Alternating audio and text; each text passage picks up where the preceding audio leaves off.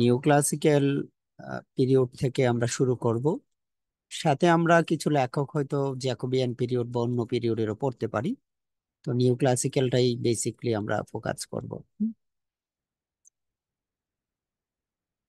So the new classical period 1660 to 1798। আপনাকে যদি প্রশ্ন করা হয় নিউ ক্লাসিক্যাল পিরিয়ডের টাইম ডিউরেশন কত, তখন আপনি বলবেন 1660 থেকে 1798 পর্যন্ত এই সময়টাকে আমরা নিউ ক্লাসিক্যাল পিরিয়ড বলি। At first, we will discuss two words to understand the concept of the new classic period. The first one is new, N-E-O. So you find the difference between N-E-W and N-E. তাহলে N-E-W এবং N-E-O এর মধ্যে একটা কি আছে, পার্থক্য আছে।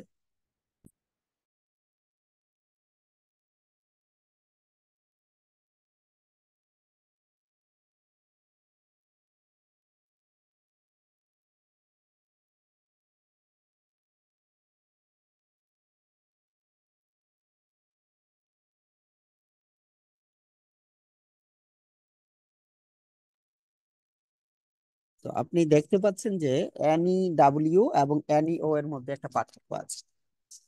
আমরা যখন এই N-E-W এর কথা বলি, ডাব্লিউ এর কথা বলি, এটা হচ্ছে একেবারে নিউ। আর N-E-O মানে হচ্ছে পুরনো কোনো একটা বিষয় নতুন করে আসছে। হুম, সেটা হচ্ছে N-E-O। যেমন ধরেন একটা সময় ব্রিটিশরা ফিজিক্যালি এসে শাসন করতো, তাহলে সেটা হচ্ছে যে আমাদের N-E-W কনসেপ্টটা ছিল টোটালি নতুন। তারা আসতো, কলোনি স্থাপন করতো। কিভাবে শাসন করেছে আপনারা জানেন। প্রথমে তারা কত একটা জাহাজে করে লোক আসতো। যখন ভারতবর্ষ তাড়িয়ে দিল, পরবর্তীতে তারা খাবার এটা সেটা নিয়ে আসলো, এসে দেখলো যে এখানে অনেক বিশৃঙ্খল পরিবেশ একটা। তো বিভিন্নভাবে তারা এইটা সেটা দিয়ে বাণিজ্য শুরু করলো। পরবর্তীতে লোকাল পিপলকে যখন চাকরি দেওয়া শুরু করলো, দুর্গ তৈরি করলো নিজেদের নিরাপত্তার জন্য, এভাবে করেছে। তো একটা মানুষ অন্য মানুষকে বেশি দিন শাসন করতে পারে, তার অন্যতম গুরুত্বপূর্ণ একটা পয়েন্ট হচ্ছে তার দুর্বলতা। যেমন আমাকে একটা মানুষ তখনই ডমিনেট করতে পারবে যখন আমার যোগ্যতা কম থাকবে, আমার অর্থনৈতিক অবস্থা খারাপ থাকবে, আমার শিক্ষা কম থাকবে, তখনই। সো ওইটা ছিল যে N-E-W। এখন এই ভারতবর্ষ অথবা আমরা পাকিস্তান এক সময় যারা তাদের কলোনি ছিলাম তাদেরকে এখনো শাসন করছে। তো এই শাসন ব্যবস্থাটা ওটার একটু ডিফারেন্ট। সেটা কিরকম? সেটা হচ্ছে এখন পলিটিক্স এর মাধ্যমে, কালচারের মাধ্যমে শাসনটা করছে। যেমন ইন্ডিয়া আমাদেরকে শাসন করার সুযোগটা পাচ্ছে কোথায়? তাদের সংস্কৃতিটা আমাদের মধ্যে চালিয়ে দিচ্ছে। আপনি দেখবেন বাজারে গেলে ইন্ডিয়ান ড্রেস একেবারে সয়লাব হয়ে আছে। হুম। পাকিস্তান এটা কিছুটা বা সামান্য। তো ইন্ডিয়ান প্রোডাক্টস, ইন্ডিয়ান আহ যে স্টাইল আছে এগুলো ফলো করে। আমাদের সমাজে ইংরেজি বলতে পারলে মনে করে খুবই ভালো একটা ক্লাস, অথবা হিন্দি বলতে পারলেও মনে করে যে ভেরি স্মার্ট। ইভেন ইন্ডিয়ার মধ্যেও এই ঘটনাটা ঘটে। যেমন কলকাতার বাংলা ভাষাভাষী মানুষ যদি সুন্দর হিন্দি বলতে পারে, সে একটা ভালো ক্লাসে বিলং করে নিজেকে মনে করে, যেমনটা আমরা আমাদের দেশে ইংলিশ মিডিয়ামের স্টুডেন্টসরা এইটুকু করে। ব্র্যাক ইউনিভার্সিটি থেকে শুরু করে অনেক ইউনিভার্সিটি আছে যে তারা টিচারদেরকে বাংলা বলতেই দিবে না। এই যে সংস্কৃতিটাকে ঢুকিয়ে দিচ্ছে, বিদেশি ভাষাটা শিখতে হবে, তাদের কালচারটা শিখতে হবে। So language always goes with culture actually. So তাদের সংস্কৃতিটাও কিন্তু নিচ্ছেন, আপনারা বিদেশিদের মতো করে ব্যাপারগুলো কিন্তু দেখছেন। So by this way dominate করছে। যেমন ইন্ডিয়াতে অসংখ্য প্রোগ্রামের মধ্যে তারা ড্রিঙ্কস করে, অথবা তারা হচ্ছে যে মানে সামহাউ আর কি পার্টি করে। এটা একেবারে কমন, তার প্রত্যেকটা মুভিতেই দেখাচ্ছে ছেলেরা ওপেন ড্রিঙ্কস করছে। তো যেই কালচারটা আমাদের দেশের সংস্কৃতিতে ঢুকে যাচ্ছে, হাই ক্লাসের পিপলরা মনে করে it's very easy and common, এইভাবে ডোমিনেট করছে। তাহলে এই ডোমিনেশনের নামটা হচ্ছে N-E-O, মানে আসল নয়, নকল যেটা। তার মানে এখানে নিউ বলতে এটা ফলস আমরা বুঝাচ্ছি। আর ক্লাসিক মানে ক্লাসিক বলতে বুঝি আমরা গ্রিক এবং রোমান সাহিত্যকর্মকে বুঝি। সাহিত্যের জগতে নিয়ম কানুন মেনটেন করে খুবই পলিশড চমৎকার সাহিত্যকর্ম ছিল ক্লাসিকের। ওই ক্লাসিকের নিয়মটাকে অনুকরণ করে যে সাহিত্যকর্ম রচনা করা হচ্ছে সেটা নাম হচ্ছে নিউ ক্লাসিক্যাল। তো নিউ ক্লাসিক্যালের আমি একটি দুটি বৈশিষ্ট্য বলছি। নাম্বার ওয়ান হচ্ছে imitations of the art of Greek and Roman. Greek এবং রোমানের সাহিত্যকর্মকে অনুকরণ করা, নকল করাকে আমরা বলছি ক্লাসিক। এখন তাহলে শেক্সপিয়ার, আমরা যে রেনেসা পড়ছি, রেনেসার মধ্যে পার্থক্য কি? এখানে তেমন ক্রিয়েটিভিটি ছিল না। তাহলে দুইটা বৈশিষ্ট্য মনে রাখেন, সেটা হচ্ছে ক্লাসিকের নিয়ম কানুনকে অনুকরণ করা, আর সেই সময় সমসাময়িকে সোশ্যাল রিয়েলিজমটা নিয়ে কথা বলা, সমাজে যেটা হচ্ছে, যেমন স্যাটায়ার করা, সমাজের পলিটিক্স নিয়ে, ধর্ম নিয়ে স্যাটায়ার করা। তাহলে নিউ ক্লাসিক্যালের অন্যতম গুরুত্বপূর্ণ দুইটা বৈশিষ্ট্য হচ্ছে, একটা হচ্ছে সোশ্যাল স্যাটায়ার, যেটাকে আমরা রিয়েলিজম বলি, আর আরেকটা হচ্ছে কি ক্লাসিকের নিয়মটাকে অনুকরণ করা। যেমন শেক্সপিয়ার যেটা করেছিল, তারা কিন্তু ক্লাসিককে ওইভাবে আঁকড়ে ধরেনি, তাদের একটা ক্রিয়েটিভিটি ছিল, তাদের সাহিত্যটা ছিল একটা ভাবনার জগৎ, একটা রোমান্টিক ফ্লেভার ছিল সাহিত্যতে, নিজের মনের মতো করে লিখতে পারতো, একদম বাস্তব বিষয় নিয়ে কিন্তু তারা লিখতো না। সো নিউ ক্লাসিক্যাল পিরিয়ডের কমন দুইটা ব্যাপার হচ্ছে, একটা নকল করা, আর একটা হচ্ছে বাস্তব ব্যাপারগুলোকে নিয়ে লেখা। এখানে আর্ট ফর হিউম্যানিটি মানে মানবতার জন্য, রাষ্ট্রের জন্য, সমাজের জন্য সাহিত্যকর্ম, সাহিত্য পড়ে যে মানুষ একটু আনন্দিত হবে, অন্য একটা জগতে যাবে, এই ব্যাপারটাকে তারা গুরুত্ব দিত না। আপনারা কি নিউ ক্লাসিক্যাল ব্যাপারের আহ তিনটা কথা বুঝতে পেরেছেন? অ্যানি ও নিও মানে আসল না ফলস, ইমিটেশন। ক্লাসিক মানে চিরায়ত পুরাণ, যার আবেদনটা কখনোই কমে না। যেমন ধরেন অনেকগুলো গান শুনলে আপনার ভালো লাগে সবসময়, এটা ক্লাসিক। অনেকের মা আন্টি হচ্ছে একেবারে ক্লাসিক, সেই সুন্দর করে ড্রেস পরে সবসময়, ভেরি ক্লাসিক বলা হয় যেটাকে। খাবার হতে পারে ক্লাসিক, যে খাবারটা সবসময় আপনার ভালো লাগে, যেমন রুটি মাংস অনেকের কাছে সবসময় ভালো লাগে, সেটা ক্লাসিক হতে পারে। হ্যাঁ, অনেকে ফুচকা মনে করতে পারেন, তো আমি এটাকে বলি না। ক্লাসিক হচ্ছে অনেক পূর্ব থেকে চলে আসছে, এখনো যেটাকে আমরা সাপোর্ট করে যাচ্ছি, ঠিক আছে, এগুলোকে ক্লাসিক বলা হয়। বাংলা চলচ্চিত্র জগতে জয়া আহসানকে বলতে পারেন ক্লাসিক, আপনার বাবা পছন্দ করতে, আপনার ভাই পছন্দ করতে, আপনার বাচ্চাও পছন্দ করে, আপনি নিজেও পছন্দ করেন। সো ক্লাসিক মানে কি সবাই, তার আবেদনটা কখনো কমে না, অনেক পূর্বে ছিল এখনো আছে। যেমন মনে করেন যে আপনার দাদা দাদি যদি তারা আহ, একেবারে বিয়ের পর থেকে তারা একদম লুতুপুতু অবস্থায় থাকে, এখনো আছে সেরকম, সেটা ক্লাসিক হতে পারে। তো ক্লাসিক মানে যার আবেদনটা পূর্বে ছিল এখনো আছে। আর গ্রিক রোমান সাহিত্যকর্মকে সে অনুকরণ করাটাকেই বলি আমরা নিউ ক্লাসিক, ওদের সাহিত্যকর্মটা হচ্ছে ক্লাসিক। আমি কি ক্লাসিকের দুটি বৈশিষ্ট্য এবং ক্লাসিক কি এবং নিউ কি কথাটা বুঝাতে পেরেছি? এটুকু কি ক্লিয়ার?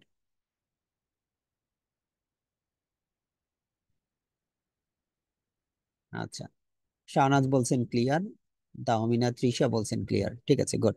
সো আর এর টাইম ডিউরেশনটা হচ্ছে 1660 থেকে 1798। আপনারা কমেন্ট বক্সে আমাকে জানান ক্লাসিক আপনাদের কাছে কোন কোন ব্যাপারটা ক্লাসিক, কোনো খাবার, কোনো গান, মুভি, দুই একটা কথা বলেন যেটা আপনার অনেক পূর্বেও ভালো লাগতো, এখনো ভালো লাগে, সেটাকে আপনি ক্লাসিক হিসাবে দিতে পারবেন। সো দুই একটা একটু উল্লেখ করে দেন, বা মিউট করে বলতেও পারেন। শাড়ি পরা, গুড। যে অনেক পূর্বেও ছিল, এখনো ভালো লাগে বা পুরনো দিনের, সেটা ক্লাসিক। মাকসুদুল আমিন স্যার, আপনি, হ্যাঁ তুমি ডাক্তার দেখাও নিজেকে, তোমার সব পরীক্ষা নিরীক্ষা করো। রাকিব শেক্সপিয়ার লিটারেচার, রবীন্দ্রসঙ্গীত হতে পারে স্নেহা, অনেকের কাছে এটা অনেক পূর্বেও ভাল লাগতো। আহ শেক্সপিয়ার লিটারেচার, ফাইন, হতে পারে, শেক্সপিয়ারের সাহিত্যকর্ম একটা ক্লাসিকের মর্যাদা পায়। ওকে, আর কোনো খাবার হতে পারে। হ্যাঁ, তৃষা সেই গানের কথাই বলছি, কিছু পুরনো গান না আপনি উল্লেখ করে দিবেন, ঠিক আছে। বিরিয়ানি হতে পারে স্নেহা, যে কারো কাছে বিরিয়ানি সবসময় ভালো লাগে, আর আমার কাছে সবচেয়ে অপ্রিয় খাবারই হচ্ছে বিরিয়ানি। তবে সুলতান ডাইনের কাচ্চি খেতে পারি, সেটা ক্লাসিক, সেটা কখনো অরুচি হয় না। ওকে, ডান। তাহলে আমরা সোফার ওল্ড বাংলা সংস, তুমি আমার কত চেনা সেই, হ্যাঁ ঠিক আছে, হতে পারে ক্লাসিক। কফি হাউজের সেই আড্ডাটা হতে পারে, আইরিন ইলিশ হতে পারে, very good. So there are so many classy things, অনেক চমৎকার ব্যাপার থাকতে পারে, সেটা আপনি নিজেও কারো কাছে ক্লাসিক হতে পারেন, ফাইন। সো নিউ ক্লাসিক্যাল লিটারেচারটা আমরা যেটা মনে করি যে 1660 থেকে 1798। তো বেসিকলি এই পিরিয়ডটা আমাদের শেষ হয়ে যায় আপনার 1685-এ। লিরিক্যাল ব্যালান্স প্রকাশের পূর্বে আমরা মনে করি যে না, এটা শেষ হয়নি, তখন আমরা এটা নাম দিলাম যে হচ্ছে কি, আহ, যে শেষের সময়টা দিলাম 98 পর্যন্ত। তিনটি ভাগে ভাগ করি আমরা পড়ি, রেস্টোরেশন, অগাস্টান আর এজ অফ জনসন। এই বছরও প্রশ্ন এসেছে। ডক্টর স্যামুয়েল জনসন 1755-এ তিনি ইংরেজি ভাষার জন্য প্রথম চমৎকার ডিকশনারিটা লিখেছেন, যেটাকে আমরা বলে থাকি যে আপনার আহ ওনাকে এই জন্য বলে থাকি যে ফাদার অফ ইংলিশ ডিকশনারি অথবা লেক্সিকোগ্রাফার বলে থাকি। তো আমাদের শুরুর দুটি কথার পরে আমরা যে কথাটা এখন আলোচনা করব, নিউ ক্লাসিক্যাল পিরিয়ডকে আমরা তিনটে ভাগে ভাগ করেছি, একটা হচ্ছে রেস্টোরেশন, একটা হচ্ছে অগাস্টান, একটা জনসন। এই ভাগে ভাগ করেছি। যাদের মনে থাকে না তারা রাজ থেকে পড়বেন, রেস্টুরেশন, অগাস্টান আর কি জনসন, এটা থেকে পড়বেন। তো এই জায়গা থেকে আমাদের বিসিএস পরীক্ষা অলরেডি প্রশ্ন এসেছে হচ্ছে রেস্টুরেশন পিরিয়ডের টাইম ডিউরেশনটা হচ্ছে 1660 থেকে 1700 পর্যন্ত। এই সময়ের বস ছিলেন হচ্ছে জন ড্রাইডেন, তিনি একজন ক্রিটিক্স ছিলেন। তিনি হিরুইক কাপলেট ব্যবহার করার জন্য খুবই বিখ্যাত, এবং তিনি আরো অনেকগুলো বিষয় রয়েছে ওনার, জন ড্রাইডেনের। বিশেষ করে আমরা যেটা দেখি যে father of modern English criticism হিসেবে পরিচিত। চমৎকার নাটক লিখেছেন অল ফর লাভ, কবিতা আছেন যেটা জন ম্যাকফ্ল্যাকনো আছে, এবং আবসালোমে ন্যাকিটুপল আছে। ওনার থেকে আমরা 4-5টা প্রশ্ন পড়তে হবে। রেস্টোরেশন পিরিয়ডের বস হচ্ছে John Dryden. There are so many literary works written by John Dryden actually. Augustan পিরিয়ডের বস হচ্ছে Alexander Pope, and the age of sensibility হচ্ছে জনসনের যুগ যেটা। তো যাদের মনে থাকে না রাজ থেকে মনে রাখতে পারেন রেস্টোরেশন, অগাস্টান, জনসন। এই অগাস্টান নিয়ে আমরা একটি দুটি কথা শেয়ার করব, সেটা হচ্ছে ইতালীয় নাট্যকাররা এই অগাস্টান যে সম্রাট ছিল ওনার সময় লিখতেন হর্স ওভিড, তারা তাদের লেখালেখিকে অনুকরণ করে এই যুগের লেখকরা লিখেছে। বিশেষ করে বস, আপনি যদি পুরো নিউ ক্লাসিক্যাল পিরিয়ডের মধ্যে একজনকে নেন আলেকজান্ডার পোপ, একটি প্রশ্ন পড়েন আলেকজান্ডার পোপের, প্রশ্ন পড়তে হবে। আর জনসন থেকে আবার একটি প্রশ্ন চলে আসছে, তা আমরা ড্রাইডেন থেকে ইতিপূর্বে দেখেছি। এছাড়া এই যুগে আরেকজন আছে সুইফট। নিউ ক্লাসিক্যাল পিরিয়ডের একটা বেস্ট ব্যাপার হচ্ছে নোবেলের সূত্রপাত। তাহলে আমাদের আজকের ক্লাসের আলোচনার বিষয় কি আপনারা নিশ্চয়ই বুঝতে পেরেছেন। আমরা সুইফটকে পড়বো, আমরা পোপকে পড়বো, আমরা নোবেলের সূত্রপাত জানবো, ফাদার অফ ইংলিশ নোবেল রয়েছেন এই সমসাময়িক সময়, আমরা এই বিষয়গুলোকে জানবো। আমরা কি তাহলে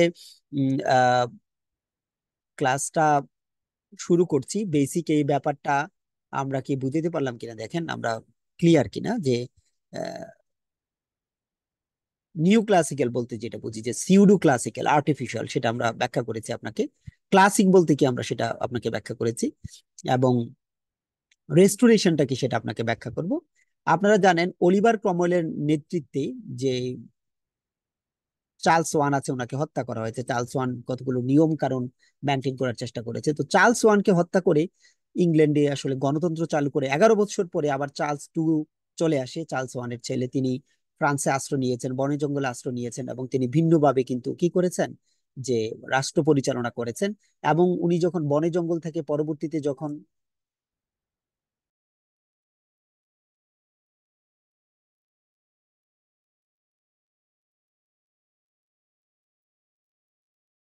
তিনি বনে জঙ্গলে আশ্রয় নিয়েছেন, এবং ওনার মাথা কাটার জন্য অলিভার ক্রমওয়েল সরকার কিন্তু পুরস্কার ঘোষণা করা হয়েছে। তো সেই চার্লস টু ক্ষমতায় আসলে কি করবে তো বুঝতেই পারছেন। যেমন প্রাইম মিনিস্টার শেখ হাসিনাকে অনেকবার হত্যা করার পরিকল্পনা করা হয়েছে, সেই তিনি ক্ষমতায় আসার পর কি করছেন সেটা তো দেখছেন। যারা এমপি মন্ত্রী ছিল, যুদ্ধ অপরাধের বিচারে তাদের ফাঁসিও হয়েছে।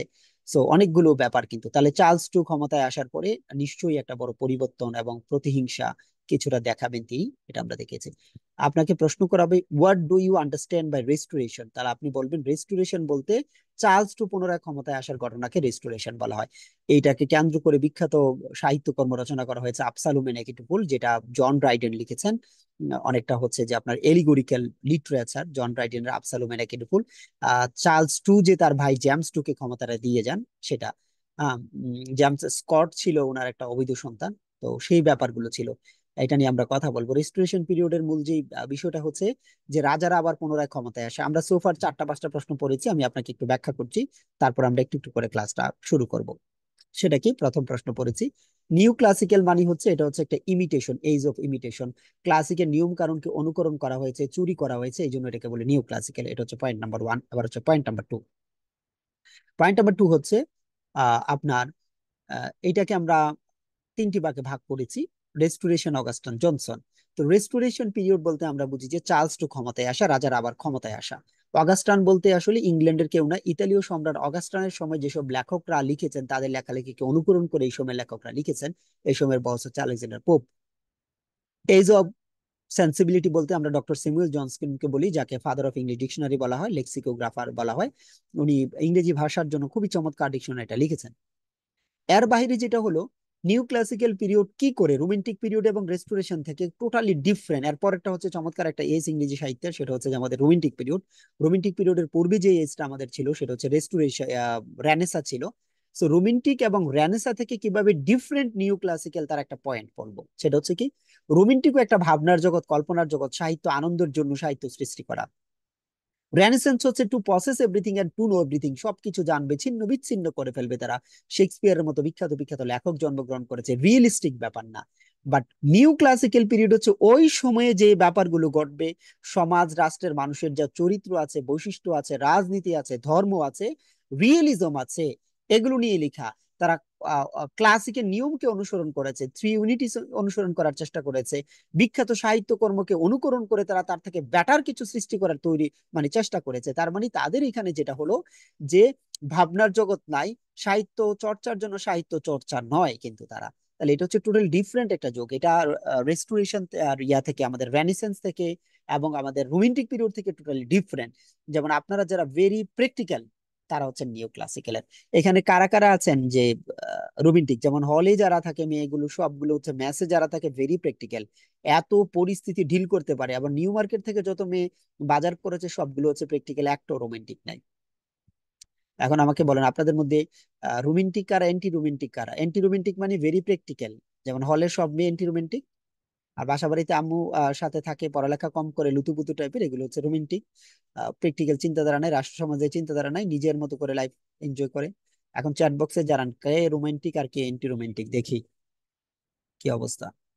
তবে প্র্যাকটিক্যাল রেবেকা বলেছেন মিতু, ঠিক আছে, নিশ্চয়ই হলে বা মেসে থাকেন, বড় হয়েছেন। লিখেন কারা বাবা মার সাথে থেকে সারা জীবন পড়াশোনা করছেন, কারা বাবা মাকে ছেড়ে বিভিন্ন হলে মেসে এভাবে। জাইফা আক্তার বলেছেন প্র্যাকটিক্যাল, তার মানে বাবা মার সাথে থাকে না। স্বপ্না প্র্যাকটিক্যাল, তার মানে এখানে রোমান্টিক একজনও নাই, সবগুলো বাবা মাকে ছাড়া শেষ, ছেলেদের জীবন শেষ। উইথ মা বাবা তাহলে রোমান্টিক হওয়ার সম্ভাবনা আছে। তাহলে সব এন্টি রোমান্টিক আমার ক্লাসে, হাফ প্র্যাকটিক্যাল। মাকসুদুল আমিন বলেছে হাফ প্র্যাকটিক্যাল, গুড। ছোট থেকে আব্বু আম্মুর সাথে বাসায়, তাহলে আপনি রোমান্টিক হতে পারেন। রোমান্টিক মানে ইট ডাজন্ট মিন যে খুবই অন্যরকম একটা কিউটি ব্যাপার, লুতুপুতু না। রোমান্টিক মানিটা হচ্ছে যে আপনি চিন্তা করেন আপনার মতো করে আর কি, একটা ইমোশনে থাকেন, এত বেশি সমাজ রাষ্ট্রের ব্যাপারগুলোকে এতটা নাড়া দেন না, এতটা ক্রিটিক্যাল চিন্তা করেন না। ঠিক আছে, ওকে ফাইন। সো আমরা আজকের ক্লাস শুরু করব লেখকদের দিয়ে। আমরা বেসিক ব্যাপারটা আলোচনা করেছি। হ্যাঁ, এই রেস্টোরেশন পিরিয়ডটা কি আমরা ব্যাখ্যা করেছি, রাজারা ক্ষমতায় আসা রেস্টোরেশন বলতে আমরা বুঝি। এই সময় চমৎকার কিছু ব্যাপার আমরা দেখব।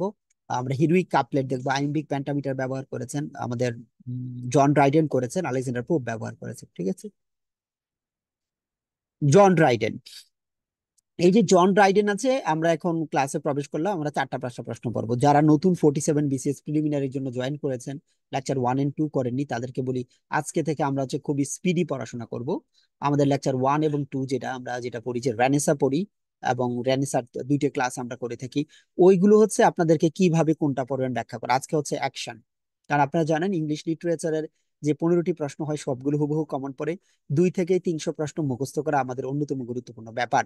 কারণ আপনি যদি বিসিএস ক্যাডার হন, তখন আপনি অনেক কিছুই করতে পারবেন। তো আমরা এখানে জ্ঞান অর্জন থেকে আমরা যেটা বেশি ফোকাস করি, পরীক্ষা প্রশ্ন কমন পড়বে কিনা।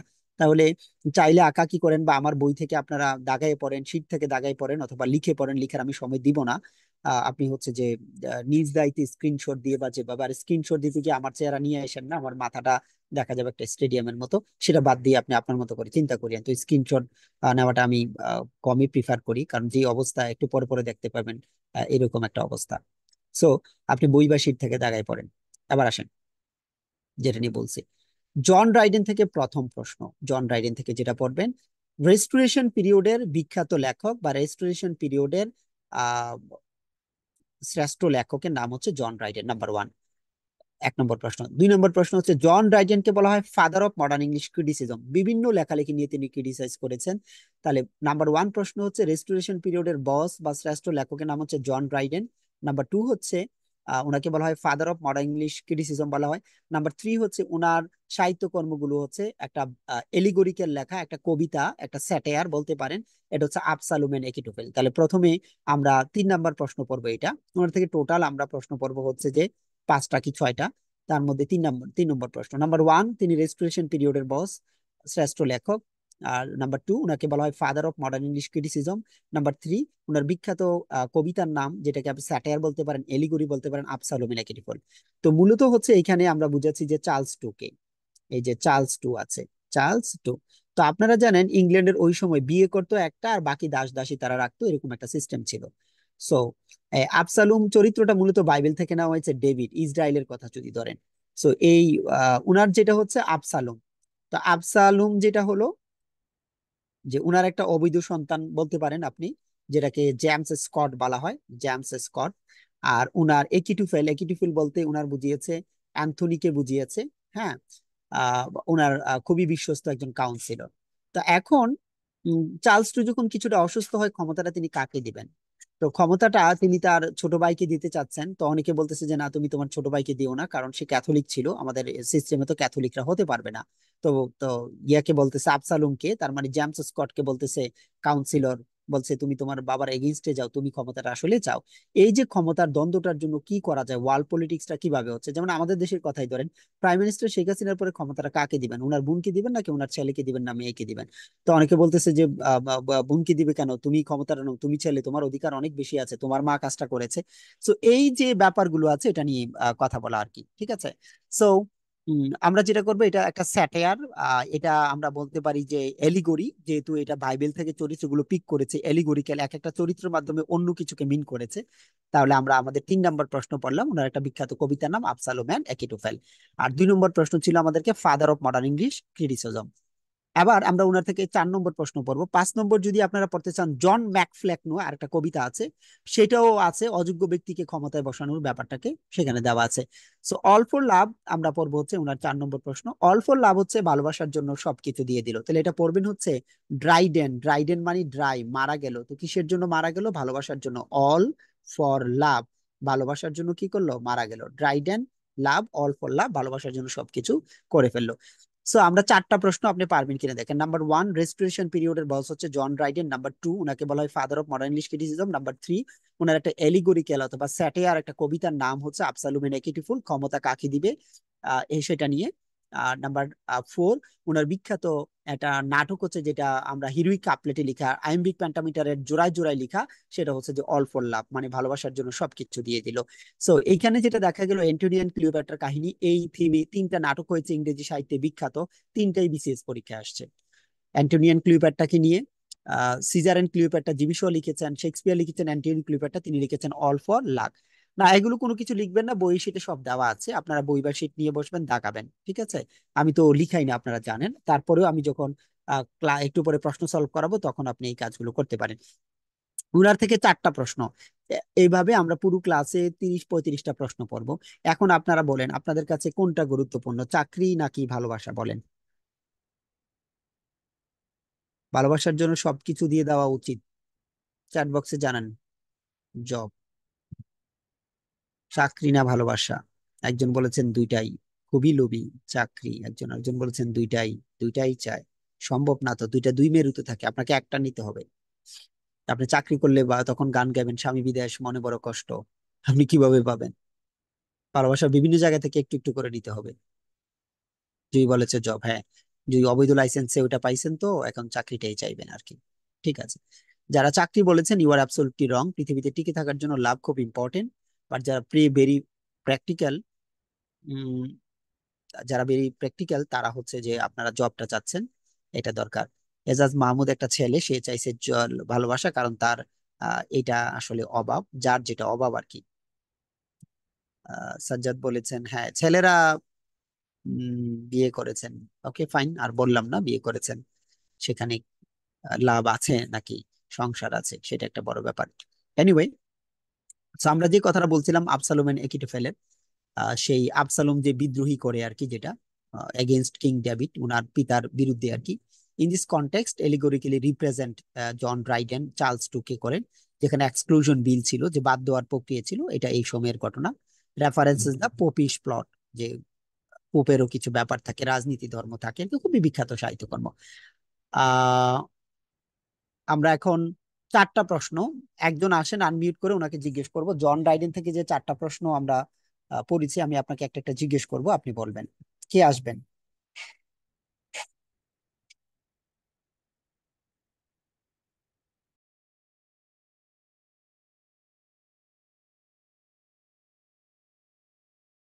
একজন আনমিউট করে আসেন, কে আসবেন?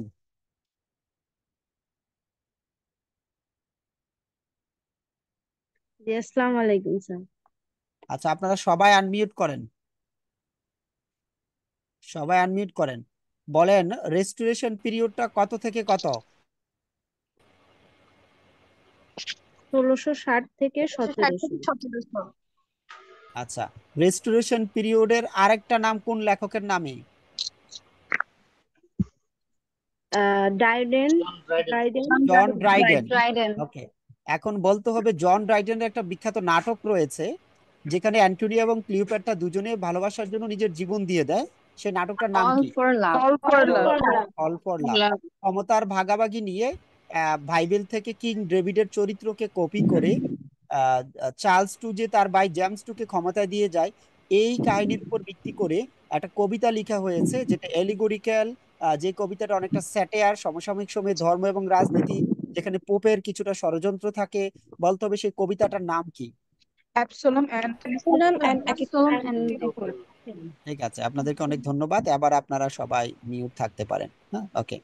সো আমরা মূলত লেকচার টু তে একজন থাকে জন ডান। তো জন ডান বেসিকলি আসলে কোন যুগের পরে? সো মেটাফিজিক্যাল পয়েটরা একাধিক যুগে পড়ে, যার জন্য আমি ধরেন লেকচার টু আমাদের এমনি অনেক কন্টেন্ট থাকে, লেকচার থ্রিতে অনেক কন্টেন্ট। তো আমি এটাকে আজ জন ডানকে একটু পড়াবো।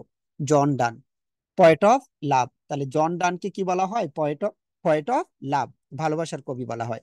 তাহলে জন ডান এতই গুরুত্বপূর্ণ লেখক, প্রায় প্রত্যেক বছরই জন ডান থেকে কি করে প্রশ্ন আসে ঘুরে ফিরে। তা আমরা এখন জন ড্রাইডেনের পরে জন ডান রিলেটেড আমরা কথা বলবো। জন ডানকে বলা হয় ফাদার অফ মেটাফিজিক্যাল পোয়েট্রি। 1 নম্বর প্রশ্ন, জন ডান হচ্ছে ফাদার অফ মেটাফিজিক্যাল পোয়েট্রি। আর এরা কোন যুগের যদি জিজ্ঞেস করে, মেটাফিজিক্যাল পোয়েট্রিটা এরা প্রায় 50 ইয়ার্স লিখেছেন। সো এরা একটি যুগের পরে না, সেই হিসাবে এদেরকে ওইভাবে প্রশ্নটা করা হয় না। ঠিক আছে, আপনি এলিজাবেথ থেকে শুরু করে অনেক পর পর পর্যন্ত এরা চলে যায়। তাহলে আমাদের জন ডান নিয়ে বা মেটাফিজিক্যাল পয়েটস নিয়ে আমরা 4-5টি প্রশ্ন পড়বো। আমরা অলরেডি 4টি প্রশ্ন পড়েছি, আমরা এখন 4-5টি প্রশ্ন পড়বো হচ্ছে জন ডান রিলেটেড। নাম্বার ওয়ান হচ্ছে মেটাফিজিক্যাল পোয়েট্রি। তো এটা আমি ব্যাখ্যা করি। ফিজিক্যাল যেগুলোকে ধরা ছোঁয়া যায়, তারা এমন অদ্ভুত বিষয় নিয়ে কথা বলতো যেগুলোকে ধরা ছোঁয়া যায় না, ফিজিক্যাল ব্যাপারটা থাকে না। তাহলে what do you understand by metaphysical? যেমন লাভ, ডেথ, সোল, যেগুলোকে ধরা ছোঁয়া যায় না, এগুলোকে আমরা মেটাফিজিক্যাল ব্যাপার নিয়ে বলে থাকি। আর ফিজিক্যাল এপিয়ারেন্স যেগুলো নাই আর কি, তাহলে জন ডানকে বলা হয় ফাদার অফ মেটাফিজিক্যাল পোয়েট্রি বলা হয়। তাহলে উনাকে আমরা আরেকটা উপাধি দিয়েছি হচ্ছে পয়েট অফ লাভ, ভালোবাসার কবি আমরা দিয়েছি। আমরা উনার থেকে যেটা পড়বো, আহ বিভিন্ন ধরনের আইডিয়া পাবো আমরা, বিশেষ করে মনে করেন পুরো অদ্ভুত টাইপের আইডিয়া। তো মেটাফিজিক্যাল পোয়েট্রিটা হচ্ছে এত অদ্ভুত টাইপের আইডিয়া নিয়ে আসতো, তাদেরকে দার্শনিক কবি বা পণ্ডিত কবি বলা হয়। মূলত কটাক্ষ করে বলেছিল তোমরা হচ্ছে খুব পণ্ডিত কবি, আসলে এদেরকে সহজে বোঝা যেত না। পরবর্তীতে এটা পজিটিভলি নিয়ে এসেছেন আমাদের আহ বিশেষ করে টিএস ইলিয়ট। অনেক পরে এসে বললেন আরে তারা তো খুবই চমৎকার। হ্যাঁ, সো এই যে মেটাফিজিক্যাল যে ব্যাপারটা আছে, মেটাফিজিক্যাল পোয়েট্রি মূলত ডক্টর স্যামুয়েল জনসন তাদেরকে মেটাফিজিক্যাল পোয়েট হিসাবে ঘোষণা দিয়েছেন। আর জন ড্রাইডেন জন ডানকে বলেছেন তুমি তুমি ফিজিক্যাল ব্যাপারগুলোকে একটু অ্যাটাক করে এফেক্ট করে বসছো, কিন্তু বেসিকলি স্যামুয়েল জনসনই মূলত তাদেরকে দেয়। আর তাদেরকে জনপ্রিয় করে তুলে যিনি, উনার নাম হচ্ছে আমাদের টিএস ইলিয়ট। উনি জনপ্রিয় করে তোলে। প্রথমে কটাক্ষ করে ব্যবহার করা হতো। তো জন ডান ছাড়া আসলে ইংরেজি সাহিত্য পড়া যায় না। মানে ইংরেজি সাহিত্য পড়তে হলে যে কয়জন লেখককে পড়বেন, তো পয়েট অফ লাভ, ভালোবাসার কবিতা ছাড়া পড়তে পারবেন না। এগুলো তো সবই নষ্ট সাহিত্যকর্ম। ঠিক আছে, আমি ভালো মানুষ, ইংরেজি সাহিত্য পড়ে ভালো থাকা টাফ। আমি অনেক কষ্ট করে ভালো আছি। আপনাদের বাংলার জুয়েল স্যার বাংলা সাহিত্য পড়েই কি পরিমাণ নষ্ট হয়েছে, ইংরেজি সাহিত্য পড়লে উনি তো একেবারে কি যে হইতো। যাক, সেটা আমরা নাইবা বললাম। এমনিতে ওনার নাম নিলে ক্লাস অপবিত্র হয়ে যায়, তবে 2-3 বার নেওয়া যায়, 5-7 বার নিলে অপবিত্র হয়। এবার আসেন জন ডান আর একটা কবিতা হচ্ছে দ্য গুড মোর। গুডমোর কবিতা কি বলছে দেখেন, I wonder by my truth what thou and I did till we love. আমি অবাক হয়ে যাচ্ছি তোমার আমার সাথে দেখা হওয়ার পূর্বে আমরা কি ছিলাম। Were we not weaned till then, আমরা কি এখনো তখনও মায়ের কাছেই ছিলাম। But sucked on country pleasure childishly, ঘুরে ফিরে বেড়াইতাম। Or snorted we in the seven sleeper day, নাকি আমরা হাজার হাজার বছর যাবত ঘুমিয়ে থাকতাম গুহায়। ইট ওয়াজ সো, যদি তাই হয়ে থাকে, but this all pleasure fancies be, if he were any beauty I did see which I desired in God but it was dream of thee। তো বলতেছেন আসলে তোমার তোমার সাথে দেখা হওয়ার পূর্বে আমি তো পৃথিবীর কিছুই বুঝি না, আমি পৃথিবীর কিছুই জানি না। আমি শুধু এই তোমাকে দেখার পরে আমার সবকিছু জাগ্রত হয়েছে। এই যে এক ধরনের ভন্ডামিটা আপনারা প্রেমের শুরুতে যেটা করেন, যে একটা ছেলে কি কি বলে এত সুন্দর করে মেয়ের সাথে আচরণ করে, মেয়েরা ভাবে এটা কি ছেলে নাকি এটা ফেরেশতা। তাকে আসলে কি বলা যায়, কোনো ভুলই করে না, কারণ ওই ছেলে তো অনেক অভিজ্ঞতা নেওয়ার পর আচরণটা করে। একটা মেয়েকে যদি বলেন যে আপনি প্রেম করার কথা বলেন, সে বলবে যে না না, আমি আসলে আমার নিজের পছন্দে কিছু করবো না, আমার আব্বু আম্মু আহ, যাকে পছন্দ করে, আপনি দরকার হলে আপনি আমার আব্বু আম্মুর সাথে প্রেম করেন।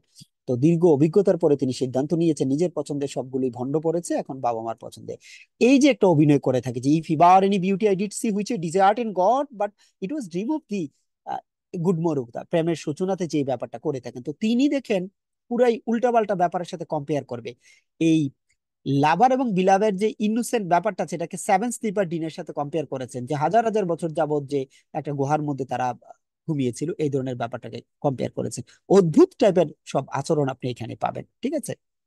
তো যে কথাটা আমি বলতে চাই, আহ এবং আরো চমৎকার কথা বলে করবে আর হচ্ছে if our two loves be one or thou ওয়ে I love so alike that none do slack and none can die.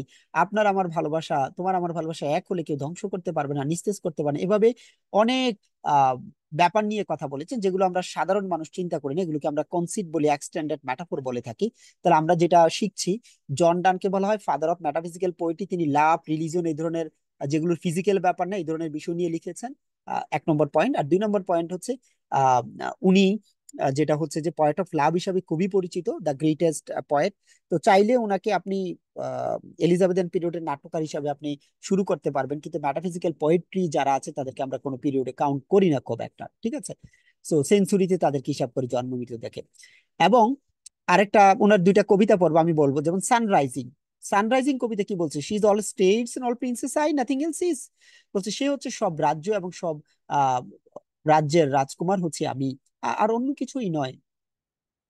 তো এখানে যে ব্যাপারটা ব্যাখ্যা করা হচ্ছে যে সেটা হলো যে আপনার সানরাইজিং কবিতা সূর্যকে বলতেছে, আচ্ছা সূর্য তুমি এতটা নির্লজ্জ কেন, এতটা বজ্জাত কেন। হ্যাঁ, আমরা প্রেমিক প্রেমিকারা যেখানে হচ্ছে যে আমরা একটু রোম্যান্স করি, তুমি সূর্যের আলোটা দিয়ে এখানে সবকিছু দেখিয়ে দাও, তোমার কি লজ্জা বলতে কিছু নাই, তুমি একটা কাজ করো। তুমি কৃষকরা যে মাঠে যাবে সেখানে যাও, তুমি হচ্ছে যে এই যেখানে ছেলেরা স্কুলে যায় না সেখানে তুমি আলুটা দিয়ে তাদেরকে নিয়ে যাও, তুমি আমাদের এখানে কেন আসছো। হ্যাঁ, চাইলে আপনারা একটু পড়তে পারেন।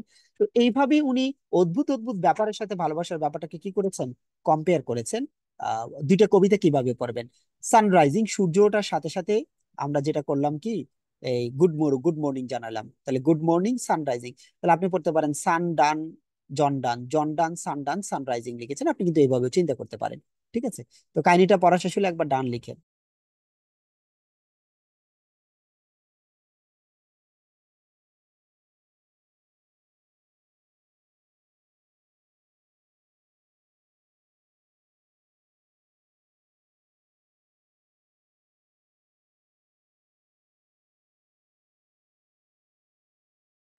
কাহিনীটা পড়া শেষ হলে ডান লিখেন।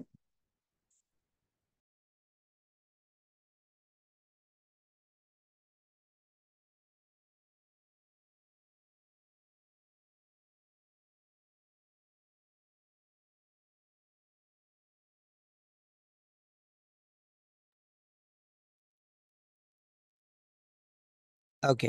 সো এই যে ব্যাপারগুলো আছে দুইটা কবিতা, উনার থেকে আমরা আরেকটা পড়বো, সেটা হচ্ছে যে ক্যানোনাইজেশন কবিতাটা জানেন। সেখানে শেষের কবিতা রবীন্দ্রনাথ বলেছিলেন, for God sake hold you tongue and let me love, দোহাই তোদের একটু চুপ কর, ভালোবাসিবার দে মোর অবসর।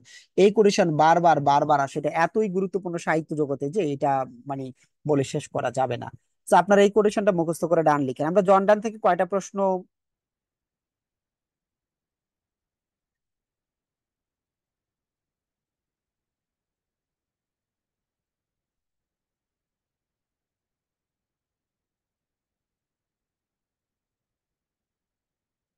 মুখস্থ হয়েছে? ওকে। এটা আপনি ব্যবহার করতে পারেন বিভিন্ন জায়গায়, ব্যবহার করলে ভালো ফল পেতেও পারেন, খারাপ ফলও পেতে পারেন, কোনো অসুবিধা নেই।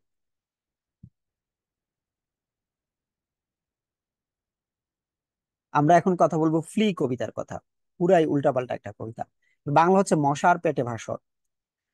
তো প্রেমিকারে বলতেছে যে তোমার আমার তো মিলন হয়েই গেল, কিভাবে বলো, তোমার বাসা থেকে একটা মশা আমার বাসায় আসছে, তার পেটে তোমার রক্ত ছিল, আমার রক্ত আছে, দুজনের রক্ত মিলে এক হয়ে গেল, এখন তুমি আর আমি মিলিত হয়ে যাই। তার মানে কি প্রেমিকার সাথে ফিজিক্যালি ইনভলভ হওয়ার জন্য তিনি এই কথাটা বললেন। তাহলে এটার কবিতা হচ্ছে কি, মশার পেটে ভাসর। হ্যাঁ, তাদের ভাসর হয়েছে, মিলন হয়েছে কোথায়? মশার পেটে। তাহলে ফ্লি কবিতা। সো এইখানে আপনি দেখেন এরকম অদ্ভুত টাইপের কথা কি আমরা কমন পিপলটা চিন্তা করি বলেন তো? যে ভালোবাসার মানুষকে কনভিন্স করার জন্য এই ধরনের উপমা বা অদ্ভুত ব্যাপার কি আমরা ব্যবহার করি নর্মালি? করি না। এবং তিনি তার কবিতার মধ্যে বলেছেন কি, কম্পাসের কাঁটার সাথে প্রেমিক প্রেমিকাকে কম্পেয়ার করেছেন যে কম্পাসের কাঁটা যেমন একটাকে ছেড়ে আরেকটা যায় না, নির্দিষ্ট আহ, একটা দূরত্ব কেন্দ্র করেই আসলে ঘুরতে থাকে, সেটা। তো এইভাবে অদ্ভুত কল্পনা করেছেন, হেমিস্ফিয়ারের সাথে কম্পেয়ার করেছেন এবং বলেছেন তোমার হৃদয়ে অর্ধেকটা চাঁদ, আমার হৃদয়ে অর্ধেকটা চাঁদ, দুটা মিলে একটা পূর্ণ চাঁদ হবে। ফ্লি কবিতা হচ্ছে খুবই চমৎকার, ওনার একটা ম্যাটাফিজিক্যাল পয়েট এবং এটা একটা লাভ পয়েট হিসাবে পরিচিত, এন্ড দ্য বেস্ট ওয়ান অনেকে মনে করে থাকেন ওনার। তাহলে আমরা জর্ডান থেকে কি কি পড়ছি দেখেন: father of metaphysical poetry, poet of love, good morrow, sun rising, for God sake hold you tongue and let me love, canonization কবিতা। এই পাঁচটা প্রশ্ন জর্ডান থেকে পারা যাবে কিনা, বা মেটাফিজিক্যাল কথাটা বুঝেছেন কিনা আমাকে একটু বলেন তো। মেটাফিজিক্যাল কবিরা কোন কোন, সবাই আনমিউট করেন,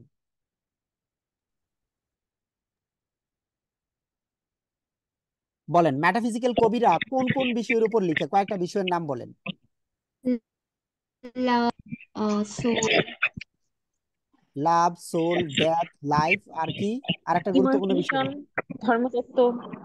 রিজন, ভেরি গুড। তাহলে মেটাফিজিক্যাল কবিরা লিখে যেগুলো দেখা যায় না, ধরা যায় না, ব্যাপারটা এরকম না যে তারা শুধুমাত্র স্পিরিচুয়াল লাভ নিয়ে লিখেছেন, তারা ফিজিক্যাল লাভ নিয়ে লিখেছেন। এবার মেটাফিজিক্যাল কবিতার আরেকটা ঘটনা আছে, বৈশিষ্ট্য আছে, সেটা কি? এক একজন রিডার এক এক ভাবে বুঝতে পারবে। যেমন এই ফ্লিকে ব্যাখ্যা করলাম আমি প্রেমিক প্রেমিকার ভালোবাসার বিছানা হিসাবে, কিন্তু ফ্লিকে আমি ধর্মীয় দৃষ্টিকোণ থেকে ব্যাখ্যা করি। ধরেন গডের সাথে প্রতিদিন আমাদের ইবাদতের মাধ্যমে আহ যোগাযোগ হয়, কিন্তু কখনো ফিজিক্যালি দেখা হয় না। তাহলে চাইলেও আপনি এভাবে চিন্তা করতে পারেন যে হাই ক্লাস এবং লো ক্লাসের যখন প্রেমিক প্রেমিকা থাকে, দুজনের ভাবনাগুলো মিলবে কিন্তু ফিজিক্যালি কখনো মিলবে না। যেমনটা স্রষ্টার সাথে আমরা প্রার্থনা করি, স্রষ্টা আমাদের উপর রহমত করে, কিন্তু কোনো উপায়ে আমরা ফিজিক্যালি দেখা করি না ওনার সাথে। তো ফ্লিকে যতই পড়বেন এই কবিতাগুলো ডিফিকাল্ট টু আন্ডারস্ট্যান্ড, ততই আপনার কাছে মনে হবে যে এক একজনের কাছে এক এক মিনিং, এক একজন এক এক ভাবে কিন্তু এটাকে মিন করবেন। ঠিক আছে। সো আমি যেটা বলি, যেমন আমরা প্রত্যেকে তার অবস্থার উপর ভিত্তি করে একটা জিনিসকে ব্যাখ্যা করি না। যেমন বাসের মধ্যে আমরা যদি দেখি যে একটা ইয়াং ছেলে এবং ইয়াং একটা মেয়ে ঝগড়া করছে, তখন আমরা এক একজন তার অবস্থা থেকে ব্যাখ্যা করবে। কেউ চিন্তা করবে আরে আমিও তো এই দিন একই সময় এই ঝগড়াটা করেছিলাম, এটা খুবই বাজে, তারা এখন ইনমেচিউর, ছেলেটার আরো বুদ্ধি হওয়া উচিত যে অন্ততপক্ষে একটা মেয়ের সাথে খারাপ আচরণ না করা। আরেকজন দেখবে যে সোশ্যাল ওয়ার্কার দেখবে সমাজটা তো আসলে ধ্বংস হয়ে গেল একেবারে, হ্যাঁ, কোনো লজ্জা বলতে কিছু নাই, তোরা কথা বলবি ঠিক আছে, আবার বাসের মধ্যে ঝগড়াটা করবি। আর অনেকে বলতে পারে যে গুড, আমরা তো মডার্ন হয়ে গেছি অনেকটা, দেখা যায় ছেলেরা এখন বিয়ে সংসার ছাড়াও পিছিয়ে পিছিয়ে ছেলে মেয়েরা রিলেশন করে। আর আইনজীবী দেখবে যে এরা তো অপরাধী, এটা তো একটা ক্রাইম হচ্ছে, তুমি পাবলিক প্লেসে তোমরা এই ধরনের প্রাইভেট বিষয় নিয়ে কথাবার্তা বলো। সো প্রত্যেকে তার ব্যাকগ্রাউন্ড থেকে একটা জিনিসকে দেখবে। তো মেটাফিজিক্যাল কবিতা হচ্ছে এরকম, আপনি আপনার যে ডেপথ অফ নলেজ আছেন সেটা দিয়ে কিন্তু আপনাকে বুঝতে হবে। তো জন ডানের সেই বিখ্যাত কোটেশন আমি মুখস্থ নিব, আমাকে একটু বলেন তো মুখস্থ জন ডানের সেই বিখ্যাত কোটেশনটা। For God's sake, hold your tongue and let me love. অন্য আরো একজন বলেন। For God's For sake, God's hold sake, your tongue and let me laugh. আচ্ছা, আগামী বছরের জন্য খুবই গুরুত্বপূর্ণ একটা কোটেশন দেই, আসার সম্ভাবনা 99%, কবে আসবে জানি না। if they be two if they be two they are to so as steep to encompasses are two, the soul the fixed forth makes no show to move but doth if the other do। তার মানে হচ্ছে যে বেলিডিকশন কবিতার মধ্যে তিনি প্রেমিক প্রেমিকাকে কম্পাসের দুটি কাঁটার সাথে কম্পেয়ার করেছেন, যে একটা ঘুরলে আরেকটা নির্দিষ্ট দূরত্ব বজায় রেখে কিন্তু ঘুরতে থাকে। Very very important. আপনি কিছুই করার দরকার না, আপনি শুধু মনে রাখেন যে কম্পাসের কাঁটার সাথে প্রেমিক প্রেমিকাকে কম্পেয়ার করেছেন মেটাফিজিক্যাল কবিরা, আর মেটাফিজিক্যাল কবিদের বস হচ্ছে আমার কি, জন ডান। এইটুকু মনে রাখতে হবে আপনাকে, একদম মনে রাখতে হবে না if they be two they are two, so ওই পর্যন্ত দেখা লাগবে না, জাস্ট এটুকু খেয়াল রাখবেন। আমরা আরেকজন মেটাফিজিক্যাল কবি নিয়ে কথা বলবো, সেটা হচ্ছে যে টু ইজ কয় মিস্টার। আপনাদের জুয়েল স্যারের সাথে কিছুটা মিলে না? মেইলি মেইলি চেহারা মিলি কিনা বলেন তো?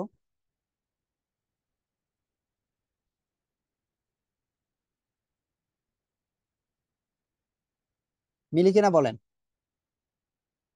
দেখি কয়জন বলে মিলে। মিলে, রেবেকা, আমি তো একটা ভালো মেয়ে পাইছি, সে বলছে মিলে। আর স্বপ্না বলছেন না, স্বপ্নার অবস্থা খারাপ, খুবই খারাপ স্বপ্নার অবস্থা। হালকা মিলে। কামরুল হাসান, কিছু ছেলে আমার পক্ষে আছে। এজাজ মাহমুদ, কোনো কালে কি মেয়ে ছিল, সে মিলে না বলে। মৌরি, ঠিক আছে, আমরা কয়েকটা ভালো মেয়ে পাইলাম যারা বলেছে মিলে। আপনাদেরকে ধন্যবাদ। সবসময় সৎ পথে থাকবেন, সত্যের পথে থাকবেন, নষ্টদের পথে থাকবেন না।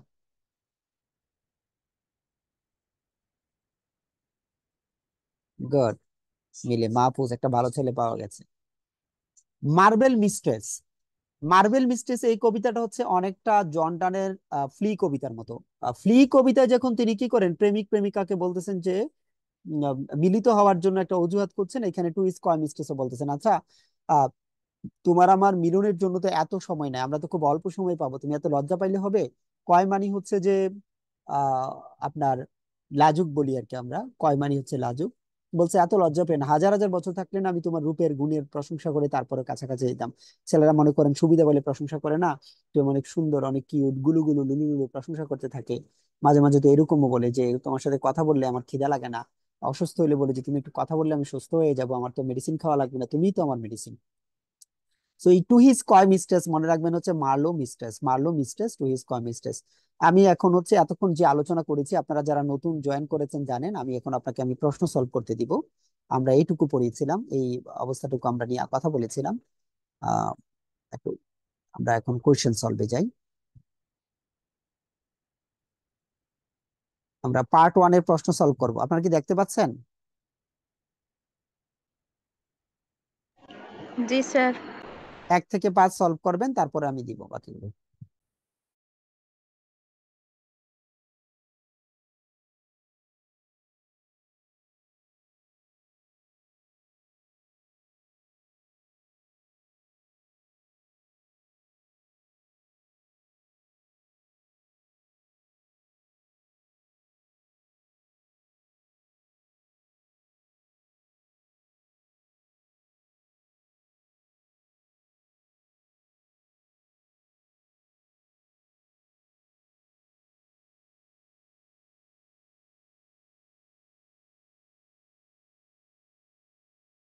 सर 3 सर একটু দেখবো।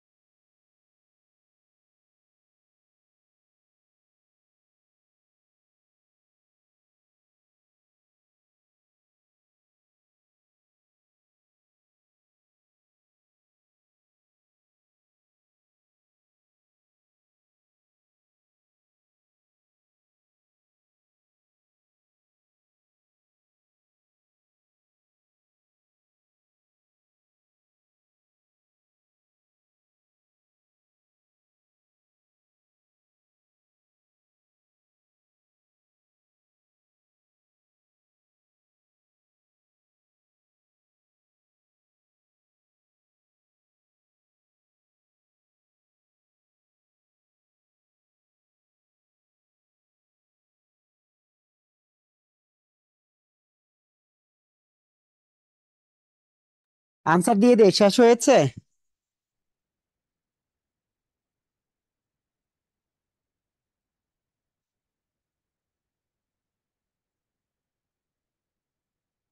আনসার দিব?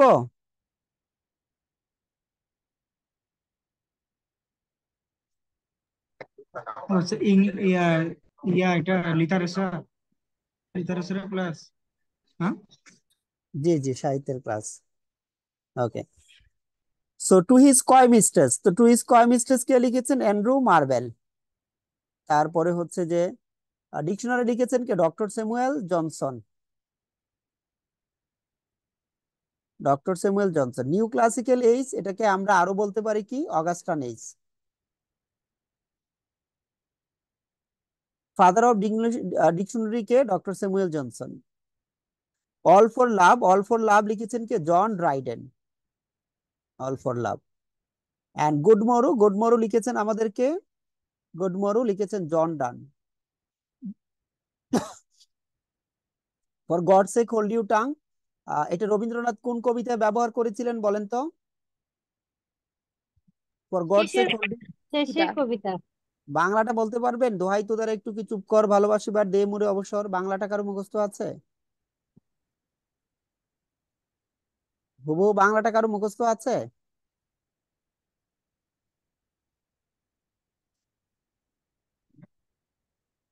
ওকে, সো নিউ ক্লাসিক্যাল পিরিয়ডের মধ্যে কোনটা পড়ে কোনটা পড়ে না আমাকে বলেন। ফুল কে কত পেয়েছেন আমাকে একটু জানান চ্যাট বক্সে। ফুল মার্কস কারা পেয়েছেন আমি একটু দেখি কে কত পেয়েছেন।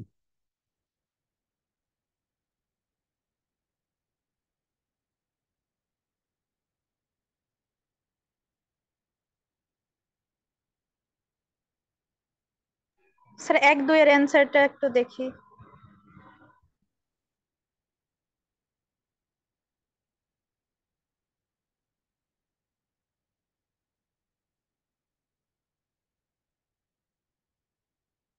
গুড।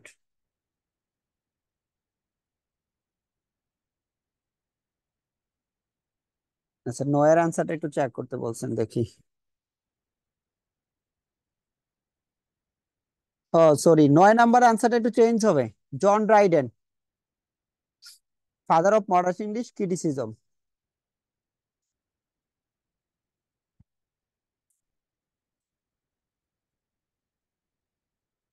ওকে, 12 থেকে 12 পাইছেন কে? 12 থেকে 12 পেয়েছেন অনেকে। আচ্ছা গুড। আর কোনোটা সমস্যা থাকলে বলেন।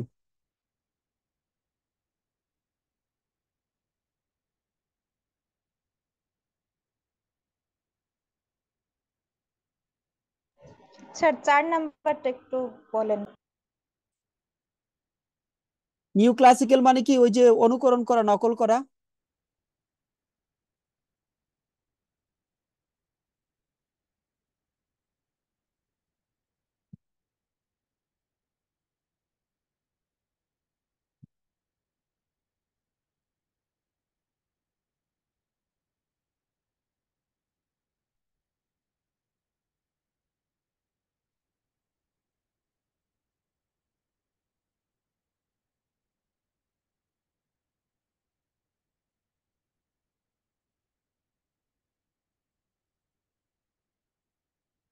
ওকে,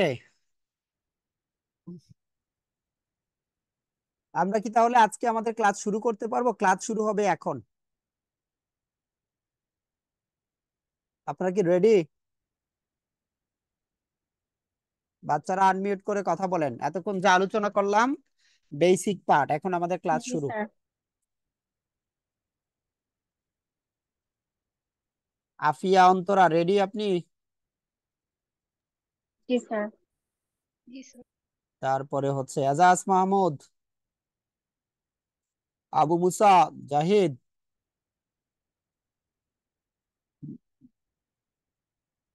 আপনারা কি ready?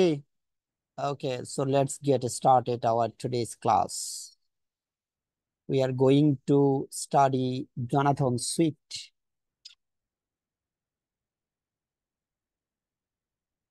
Ready to go. Swift থেকে প্রথম প্রশ্ন। সুইফট হচ্ছে স্যাটিরিস্ট, বারবার পরীক্ষা আসে। Bitterest satirist of 18th century, question number 1। Swift কি বলেন তো? স্যাটিরিস্ট। সমসাময়িক সাহিত্যকর্মের তিনি সমালোচনা করেছেন, সমসাময়িক রাষ্ট্র রাজনীতির এগুলোর সমালোচনা করেছেন। কুইন অ্যানি ছিল তখন, কুইন অ্যানের বিরুদ্ধেও কথা বলেছেন। এবং তিনি বিখ্যাত তার গালিভার্স ট্রাভেলস এর জন্য, যেটা বাংলা সাহিত্যে আবুল মনসুর আহমেদ গালিভারের সফরনামা নামে অনুবাদ করেছেন। ঠিক আছে, তো সুইফট থেকে আমরা যেটা প্রশ্ন পড়বো, তিনি একজন বিখ্যাত স্যাটিরিস্ট, শ্রেষ্ঠ সাহিত্যকর্মের নাম গালিভার্স ট্রাভেল, এইটুকু পড়লেই চলবে। এর বাইরে যদি পড়তে চান তাহলে আপনি পড়তে পারেন যে মডেস্ট প্রপোজাল, মডেস্ট প্রপোজাল, সেটা আপনি পড়তে পারেন। তো উনি বিভিন্ন ভাবেই আমরা দেখেছি যে জোনাথন সুইফট বিভিন্ন ভাবেই আসলে সেই সমসাময়িক সময়ে একটু আহ, বাজে অবস্থায় ছিলেন। ছদ্মনামেও লিখেছেন লেমুয়েল গালিভার, আইজেক বিকারেস্ট, এমবি ড্রাপায়ার। এবার আমরা ওনার সাহিত্যকর্ম নিয়ে কথা বলবো, ঠান্ডা মাথায় খেয়াল করেন। প্রথমে গালিভার্স ট্রাভেল বলবো। গালিভার্স ট্রাভেল সেই সময় রাজনীতি নিয়ে কথা বলেছেন, ধর্ম নিয়ে কথা বলেছেন, মানুষের স্বভাব নিয়ে কথা বলেছেন। যেমন ইউরোপের কান্ট্রিগুলোকে যুদ্ধ বাঁধানোর জন্য রেডি না, অস্ত্র তৈরি করছে কারা? ইউরোপ আমেরিকা তৈরি করছে না, এটাকে স্যাটায়ার করেছেন। মানুষকে মানুষের নেগেটিভ কোয়ালিটি এটা বলতে পারেন, এবং তারা অহংকারী কিন্তু দাম্ভিক।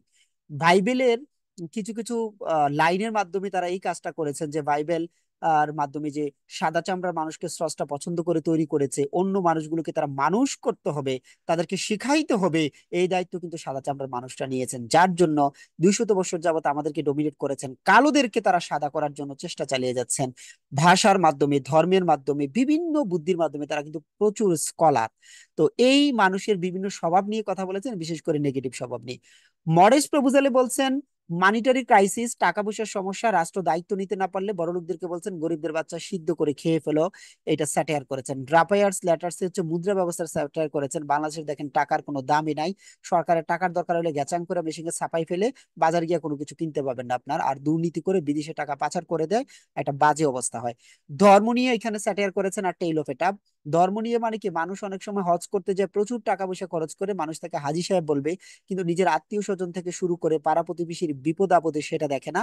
এবং অনেক পলিটিশিয়ানরা, বেনজিরের কথা ধরেন, বেনজির হজ করে আসছে, মতিউর মনে করেন হজ করে আসছে, তাহলে এই যে ভণ্ডামিগুলো, মানুষ হাজি সাহেব বলবে এবং অফিসের বস হজে যাচ্ছে, প্রচুর জিনিস নিয়ে আসবে, এত জিনিস নিয়ে আসবে হজ করতে এসে, কারণ তার তো প্রচুর দুর্নীতির টাকা আছে। সো এই ব্যাপারগুলোকে স্যাটায়ার করেছেন। ব্যাটল অফ দ্য বুকে শিক্ষা ব্যবস্থা নিয়ে স্যাটায়ার করেছেন। শিক্ষা ব্যবস্থা, যেমন আমাদের দেশের শিক্ষা ব্যবস্থা নিয়ে কথা বলি, গত শনিবারে হচ্ছে নওফেল আর কি, আমাদের শিক্ষামন্ত্রী নওফেলের সামনে প্রেজেন্টেশন ছিল, 10-এর একটা নতুন বই লেখা হয়েছে। এখানে স্কুলের টিচার থাকতে পারেন অনেকে, হাই স্কুলের টিচার আছেন কিনা কেউ? 10-এর বই লেখা হয়েছে, এনসিটিভি বইটা ছাপাবে। তো বইটা রিভিউ করেছেন হচ্ছে আমার স্যার করেছেন, ডক্টর সাইদুর রহমান, ঢাকা ভার্সিটির আইএমএল এর প্রধান আর কি। তো স্যার রিভিউ করলো, তারা হচ্ছে যে অনেকগুলো পেজ হ্যামলেট নিয়ে লিখে দিয়েছিল। স্যার রিভিউ করে বললো যে ইংরেজি শেখানোর জন্য ওয়াই হ্যামলেট, হ্যামলেটই কেন? আমাদের ভারতবর্ষের অমিতাভ ঘোষ থেকে শুরু করে সাবকন্টিনেন্টে অনেক রাইটার আছে, তাদের এটা তুমি দিল না কেন? বইটার যখন তুলুধুলু করলো এবং নোবেল সাহেব বলে দিল যে ঠিক আছে, এটা ছাপানো যাবে না, আবার নতুন করে তোমরা কি করো, বইটা লিখো।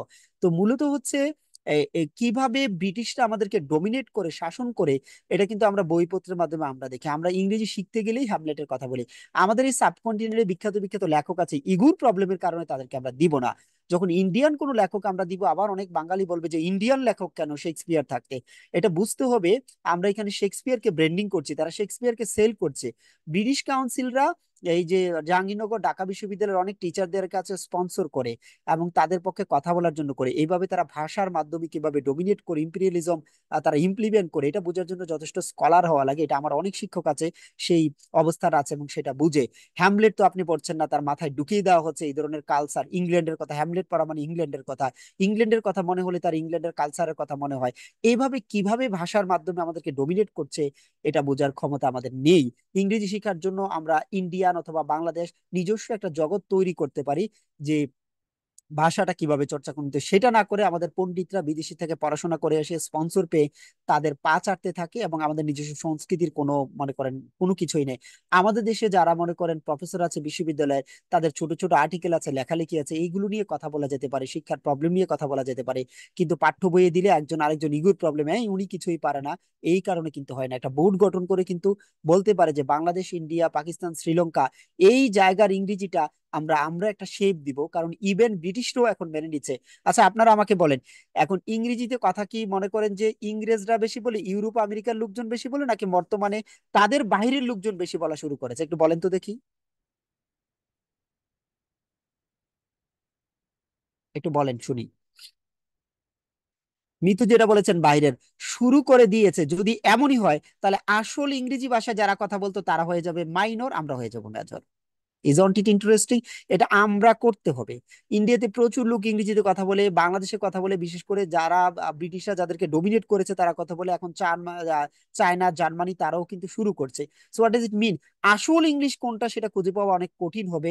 এবং ইভেন ব্রিটিশরাও বুঝে ফেলেছে, এটা যদি আমরা অ্যাডাপ্ট না করে আমরা বিপদ হয়ে যাবে। এবং ইন্ডিয়ান অ্যাকসেন্টে আমরা বোঝার মতো করে একটা বলবো, তুমি আসল বলে লাভটা কি?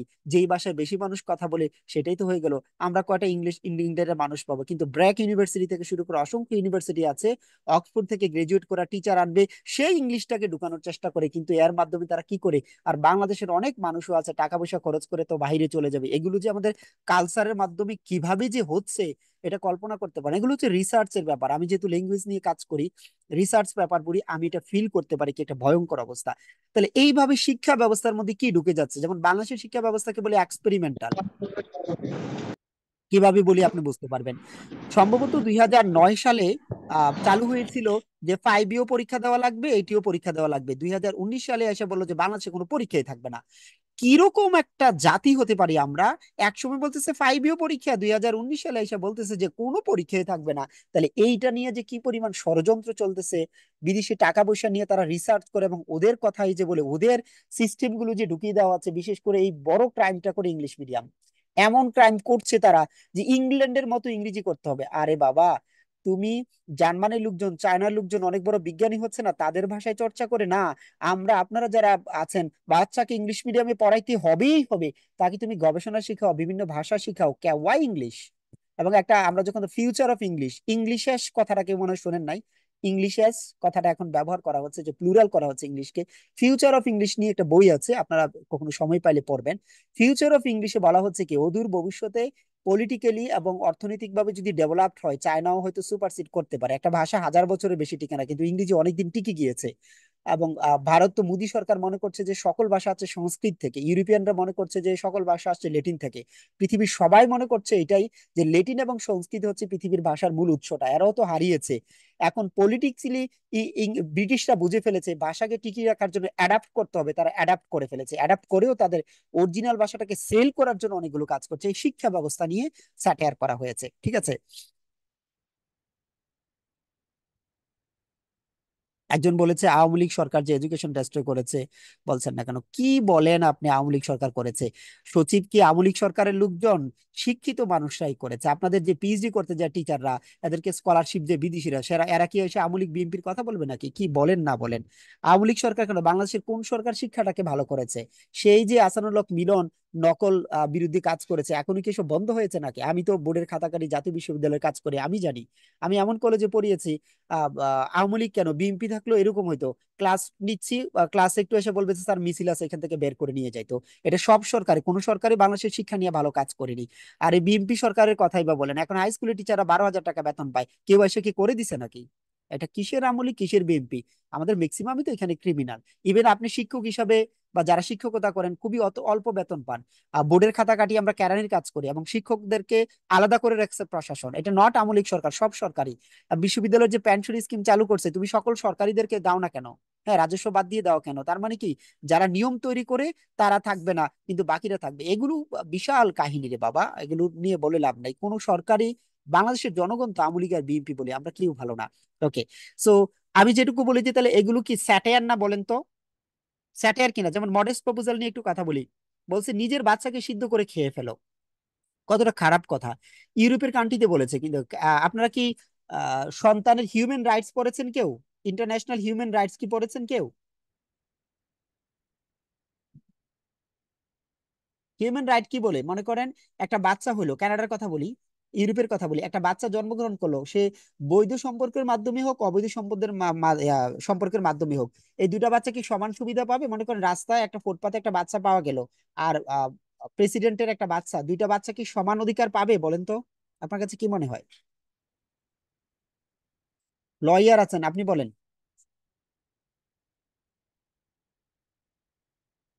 হিউম্যান রাইটস এটা বলেছে, একটা বাচ্চা বৈধ সম্পর্কের মাধ্যমে হোক, অবৈধ সম্পর্কের মাধ্যমে হোক, সে সমান সুবিধা ভোগ করবে রাষ্ট্রের, এবং এটাই হচ্ছে ইউরোপিয়ান নীতি। আর আমাদের দেশে কি, সিঙ্গেল প্যারেন্ট, একটা যদি দেখা যায় কি, ছেলে আছে বা মেয়ে আছে, বাচ্চা আছে, কিন্তু সে বিয়ে করে নাই, তার একটা বাচ্চা আছে, এটাকে খুব বাজেভাবে আপনারা ট্রিট করবেন। What about the European and develop countries? তারা বলছে যে মানুষ হলেই চলবে, সে কোন সম্পর্কের মাধ্যমে আসছে ডাজন্ট ম্যাটার। এটা হচ্ছে অ্যাকচুয়াল হিউম্যান রাইট। এই কথা বলে যারা আইনজীবী আছেন এখানে, দুই একজন লয়ার, তারা বলতে পারবেন এগুলোকে বলে। এবং ক্যানাডার কথা বলি, একটা বাচ্চা যদি রাস্তায় পড়ে থাকে, আপনি দত্তক নিতে পারবেন না। কেন পারবেন না? আপনার ব্যাংক ব্যালেন্স দেখাইতে হবে, প্যারেন্টশিপ কোর্স করতে হবে, তুমি বাচ্চাটাকে লালন পালন করতে পারো কিনা। সরকার অনেক বড় লোক, সরকার খরচ দেয়। ইভেন বেলজিয়ামেও কেউ যদি কাজ না করতে পারে, বেকার ভাতাও পাইলেও সে লাখ টাকা পাবে। লন্ডন একটা সার্টিন পিরিয়ড পরে আপনি হচ্ছে যে কাজ করা লাগবে না, আপনি ভাতা কিন্তু পাবেন। ইভেন পার ডেতে 30-40 হাজার টাকা অস্ট্রেলিয়া বা লন্ডনে আয় করা কোনো ব্যাপার না। আমার যে সকল স্টুডেন্ট প্রিলিতে চমৎকার ভাবে ফেল করেছে, ওরা আমাকে গিয়ে বলে যে ভাই, আর কিছু না হোক, প্রতিদিন 20-30 হাজার টাকা আয় করতে কোনো কষ্টই হয় না।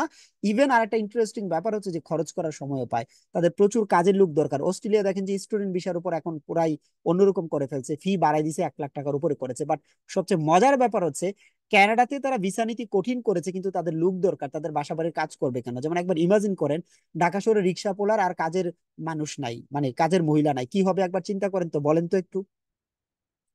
ঢাকা শহরে রিক্সা পোলার আর কাজের মহিলা নাই, আনমিউট করে কথা বলেন, কি হবে? মানে নিচু শ্রেণীর মানুষ নাই। আনমিউট করেন সবাই, কথা বলেন, আইডিয়া শেয়ার করেন, কি হবে?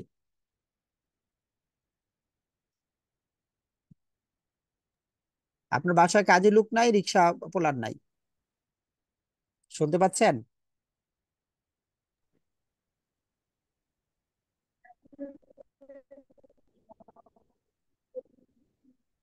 আমি কাদেরকে পড়াই? এদের কি কোনো জ্ঞান টেন নেই? এরা কি শুধুমাত্র ওই পড়ালেখা করতে আসছে যে মুখস্থ করে সরকারি বাড়ি গাড়ি নারে লুটেপুটে খাবে? এদের কোনো ইয়ে নাই।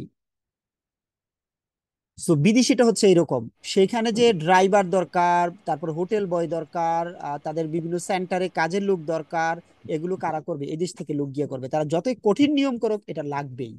যেমন ঢাকা শহর যদি বলে রিক্সা থাকবে না, নিচু শ্রেণীর মানুষ থাকবে না, ধানমন্ডি বা গুলশান এলাকা যদি বলে হাই ক্লাসের মানুষ থাকবে, তাহলে তাদের কাজকর্ম করবে কে? তারা ড্রাইভার পাবে কোথায়? This is the problem. So ওই উন্নত কান্ট্রিগুলো যতই কঠিন করুক, লোক তাদেরকে নিতেই হবে, কারণ আমরা হচ্ছে সেই শ্রেণীর মানুষটা, এবং তাদের অনেক অর্থ আছে, সম্পদ আছে। আমরা তো মানুষ বেশি, সম্পদ থাকলেও এটা সুষ্ঠু বন্টন হয় না, কারণ আমাদের ব্লাড খারাপ। আমি বিভিন্ন ক্লাসে বলেছি, আওয়ামী লীগ বলেন, বিএনপি বলেন, পাকিস্তানি বলেন, বিভিন্ন ভাবে বলেছিলাম। এখন এই সাহিত্যকর্মগুলো হচ্ছে স্যাটায়ার। তো কেউ যদি মনে না থাকে, এইভাবে আপনি পড়তে পারেন। সেটা হচ্ছে কিরকম, যে গালিবার তার প্রপোজাল লেটারটি গল্পের বইয়ে লুকিয়ে রাখলো, ব্যাটল অফ দ্য বুক। এটা বাংলাদেশের শিক্ষা ব্যবস্থা নিয়ে আমি তো অনেক কাজ করেছি। তো তার মধ্যে আমি ব্যাটল অফ দ্য বুক নিয়ে সময় পাইলে কথা বলবো। যেমন আপনাদেরকে একটু হিন্টস দিয়ে দেখি, কতটা অদ্ভুত আইটেম ব্যাটল অফ দ্য বুকে। বাংলা শিক্ষা ব্যবস্থা 9, 10 এবং ইন্টারে দুইটা জায়গায় cloze test, with close, without close, রিয়ারেন্স, how disgusting, এবং সামারি। এবং এটা পরিবর্তন করতে স্বাধীনতার 50 বছর লাগতেছে। আপনি একবার চিন্তা করতে পারেন, আরে বাবা, 9, 10-এর যে সিলেবাস, ইন্টারে তুমি সেম সিলেবাস কেন? কি একটা ভয়ঙ্কর ব্যাপার। আর ইংরেজি ভাষার জন্য লিসনিং স্পিকিং দরকার, এই দুইটা নাই। মনে করছে শিক্ষকরা হচ্ছে অযোগ্য, এরা পড়াইতে পারবে না। এখনো মনে করে হাই ক্লাসের লোকজন, স্কুল কলেজের শিক্ষকরা ইংরেজি পড়াইতে পারবে না। তার বাচ্চা লাখ টাকা খরচ করে ইংলিশ মিডিয়ামে পড়ে, সে do you want to get a cup of টিকে বলে, জয়ু না get a cup of tea. ঠিক আছে, ইট ইজ এ টেবল, বলে it's a table, it's a table. So the number you are calling is not available now. মনে হয় the number you are calling is not available now বললে বোঝা যায় না, বলতে হবে the number you are calling is not available now. So this is the thing. তারা মনে করে ওর বাচ্চারা যেরকম পশ, যেভাবে কথা বলে, এই 10,000 টাকা 12,000 টাকার গ্রামের একটা মানুষ পারবে না। আরে বাবা, তুমি সিলেবাসে স্পিকিং লিসনিং দিলে পরের দিন সারা দেশ ইংরেজি বলা শুরু করে দিবে, যেমনটা ইন্ডিয়া করেছে। এই বুদ্ধিটুকু আমাদের যারা মন্ত্রী হয় তাদের মাথার মধ্যে এই কিলুটুকু নাই। যেমন আমি সাইদুর রহমান স্যারের কথা বলি, তিনি সবসময় নেগেটিভ কথা বলে। উনি নেগেটিভ কথা বলছে, উনার তো যুক্তি বলো বাস বাদ দিয়ে দিছে, তোর ব্রেনটা ইউজ করস না সেটা না। আর ডক্টর সাইদুর রহমান বলছে যে আমি বাদ দিয়ে দিব। তিনি অনেক স্কলার, কারণ ওনাকে এমনিতে তো ভয় পায় সবাই। ঠিক আছে। সো যেই পয়েন্টটা আমি বলতে চাচ্ছি কি আপনাকে, সেটা হচ্ছে যে অন্যদের কথা শুনে শুনে নিজে যে রিসার্চ করবে, ফিল করবে, এটা খুবই কম। আর যে যাকে টাকা দিয়ে রিসার্চ পেপার, সে তার কথা বলবে, এটা স্বাভাবিক। তো এই ধরনের অনেকগুলো, কতটা ডিসগাস্টিং একটা ব্যাপার। 50 নম্বর স্পিকিং, 50 নম্বর লিসনিং দিলে, আর 100 নম্বর হচ্ছে রিডিং রাইটিং দিলে, সারা বাংলাদেশ কথা বলা শুরু করে দিবে। কাজের বুয়া ও দেখবেন যে আপনার সাথে বলবে যে good morning sir, good morning madam. হ্যাঁ, ঠিক আছে, বলা শুরু করে দিবে। সো এটা হচ্ছে কেন, তার ফ্যামিলিতে কেউ না কেউ শিখছে, দিস ইজ এ থিং। তাহলে ভাষার ব্যারিয়ারটা কেটে, যে এই বুদ্ধিটুকু আমাদের নাই, তা আমি আর কি বলবো আপনাদেরকে। সো আমরা যেটা বললাম, যে গালিভার্স ট্রাভেল নিয়ে কথা বলবো। গালিভার্স ট্রাভেলের ঘটনাটা আপনাকে একটু ব্যাখ্যা করব।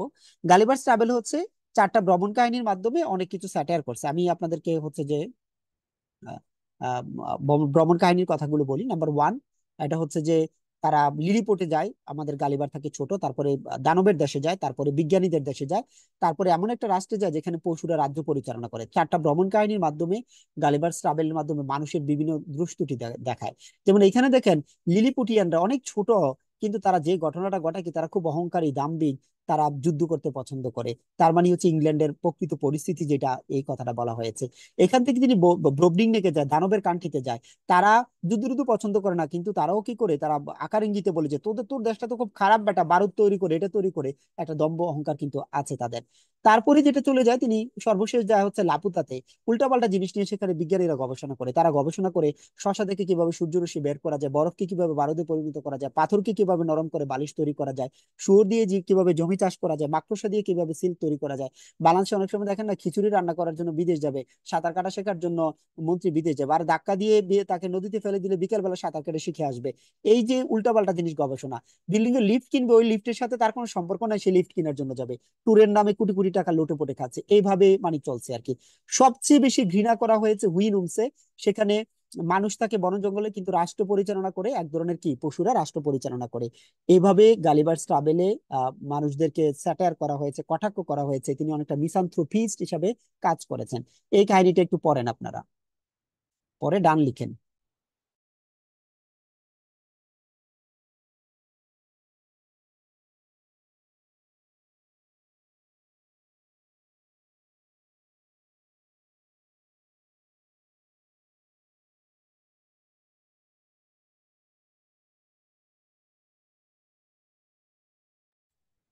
পড়া শেষ হলে ডান লিখবেন।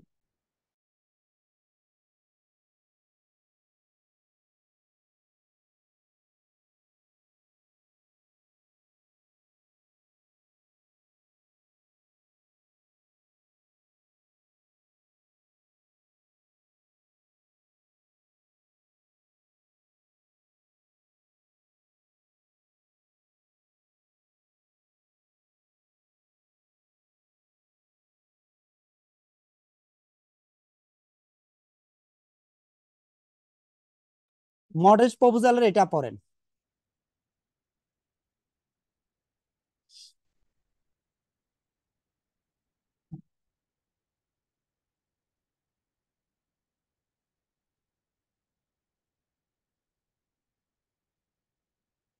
এখন আমাকে বলেন, জনাথন সুইফট একজন স্যাটিরিস্ট এবং বিখ্যাত সাহিত্যকর্মের নাম গালিভার্স ট্রাভেল, এইটুকু পারবেন কিনা? আচ্ছা, গালিভার্স ট্রাভেলের ছোট একটা ভিডিও দেখাই আপনাদের, একেবারে কিছু না দেখালে তো খারাপ।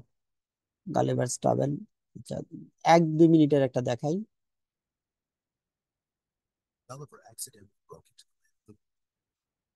সাউন্ড কি শোনা যায়?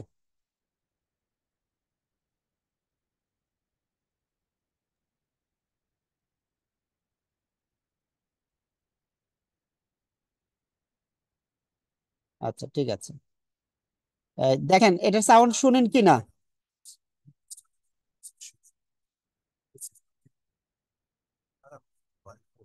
And the wooden stake on the ground pulled up. The surrounding villagers also flung far away. Gulliver stood up and thought he was dreaming, not waiting for him to get ready. The village commander had thrown the 5 centimeters long javelin into Gulliver's shoe. Gulliver will, and the others with a bunch of hooks with Gulliver's buckets. My goodness, they throw the hooks well. The little guys worked together to make Gulliver fall to the ground and pass out. When he opened his eyes again, he was tied up in the car. When the car entered the city, all the onlookers came together. Gulliver also enjoyed a start trip to the palace door with the general gave annual. Gulliver, the king and the princess, saw such a strange creature for the first time. He thought he was a spice sent from a neighboring country. The next day, Gulliver was taken outside the city to do one thing. His 800-pound body lay down some parts to plow the ground. He's so efficient, but at that moment, the enemy sent an army to attack. The city was in chaos. Seeing that the city attacked, Edward and Gulliver turned around and came back towards the palace. Gulliver also opened up the sword.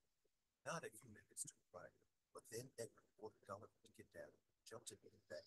Edward, as the fiancé of the princess, naturally wanted to go and rescue him, but his men also know Edward's strength is not at all.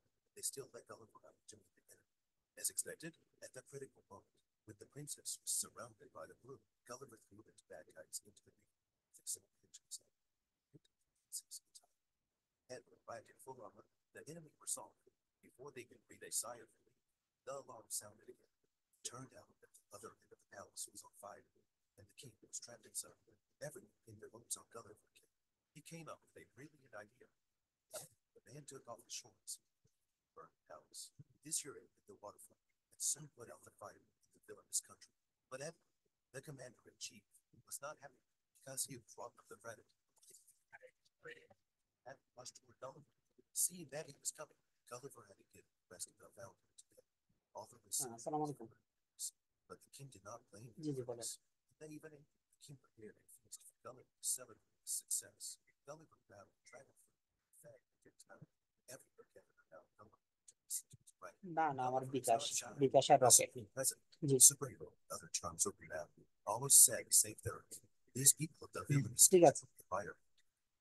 Next day, the king আমি sent এখন ক্লাসে আছি, তো আপনি পাঠাইয়া knock দিয়ে আমাকে 9টার সময় কল দিতে now পারবেন। হ্যাঁ, living an extravagant life, so- thinking back to how he was treated. It is a little hard to believe.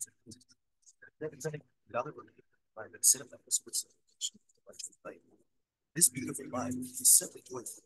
The king also removed Edward from his post, and that Gulliver replaced him as the commander in chief. This gun put Edward angry and sneaked to the control room to close the defense warriors. This was seen by the enemy 800 miles away, and they immediately felt the opportunity to take advantage of it and send a large army to prepare for the attack. Hundreds of artillery shells immediately came from the sky and bombarded the palace. Our great general was still leading at this time. He was shocked to receive a report from his men. He was struck until the enemy army. The other side, the volunteer to go Gulliver took off his short sleeves, stumped his shoes to the side, and swam towards the enemy. But Gulliver did not wish to attack, but tried to persuade them with orders. They proposed that both sides would take the fight. They each collect their troops and go home. They to jump into the water and roll up. But the enemy troops on the opposite side would not listen to them. Fired hundreds of shells at the Gulliver, but the shells all hit his big belly. Gulliver, his belly fat is not for nothing, directly bounced back the shells. The group of dwarfs beat the water. The enemy soldiers all fell into the river. Gulliver took the opportunity to make a big splash, grabbed the rope with both hands, and dragged the fleet back. He made a great achievement again. The king and the princess also became his biggest fans. The whole country regarded him as an idol, and there were posters of Gulliver everywhere, and his clothes were sold in the streets. Gulliver's simple life became more comfortable, and he needed a company of soldiers for a massage and his own hairdresser, but this also makes Edward more jealous. He lost his senses and defected to him. Scheming to defeat Gulliver, he then drove the next ship robot to Gulliver and tried to fight him. Gulliver was not impressed, but the next second, my God, is this an armored warrior? It is much taller than Gulliver. Everyone was sweating for Gulliver. Gulliver also felt pressure for the first time. He turned and ran, but he still couldn't escape the other side's call. Gulliver was just hung up. Not only did he beg for mercy straight away, this disappointed the king too. So they tied Gulliver and sent him to the Forbidden Land. Here is another island. Before Gulliver could forget, a cup fell from the sky. Gulliver woke up. He found it. He saw himself weary and stress. This is the land of giants. He was treated as someone's plaything. Gulliver was just about to speak when a pacifier was stuck in his mouth. He almost choked to death. Gulliver had it in his heart. He would be এতক্ষণ লিলিপুটের ঘটনা বলছে, এখন ব্রোবডিংন্যাক মানে দানবের কান্ট্রিতে আসছে, সে নিজেই এখন লিলিপুট হয়ে গেল, লিলিপুটিয়ানদের। the villain's manner by he told Gulliver that a fight was also watched him. As soon as Gulliver heard, he understood that the person was his flame Darcy. In order to rescue Darcy, Gulliver risked his state and returned to Philip. This time, because Darcy was watching the battle, Gulliver became violent. First rushed over. Afterwards, everyone rushed to watch the battle, but Edward played a trick. He released electricity to make Gulliver lose resistance. When Gulliver was losing, his men jumped on the robot on their horses, and the plug could have been. Gulliver also took advantage of the opportunity to balance, using a small hammer to smash the robot. In the end, he was victorious. I must say that this is the power of love. ওকে, এটা ছিল Gulliver স্টাবেলের কিছু অংশ, মানে 2টা part নিয়ে আর কি, ব্রোবডিংন্যাক গাড়িয়ে।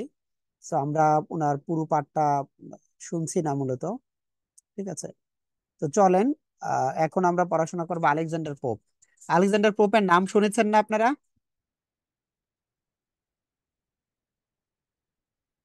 Alexander পোপের নাম কি শুনেছেন? জি স্যার। আচ্ছা, আলেকজান্ডার পোপ উচ্চতায় খাটো ছিল, তিনি ক্যাথলিক ধর্মের ছিলেন এবং অক্সফোর্ড কেমব্রিজ থেকে পড়াশোনা করার পরেও ডিগ্রি লাভ করতে পারেননি। না পারার কারণটা হচ্ছে কি, সেই সময় নিয়ম ছিল অক্সফোর্ড কেমব্রিজ থেকে আপনি সহজে ডিগ্রি লাভ করতে পারবেন না, এই ধরনের অনেকগুলো নিয়ম ছিল।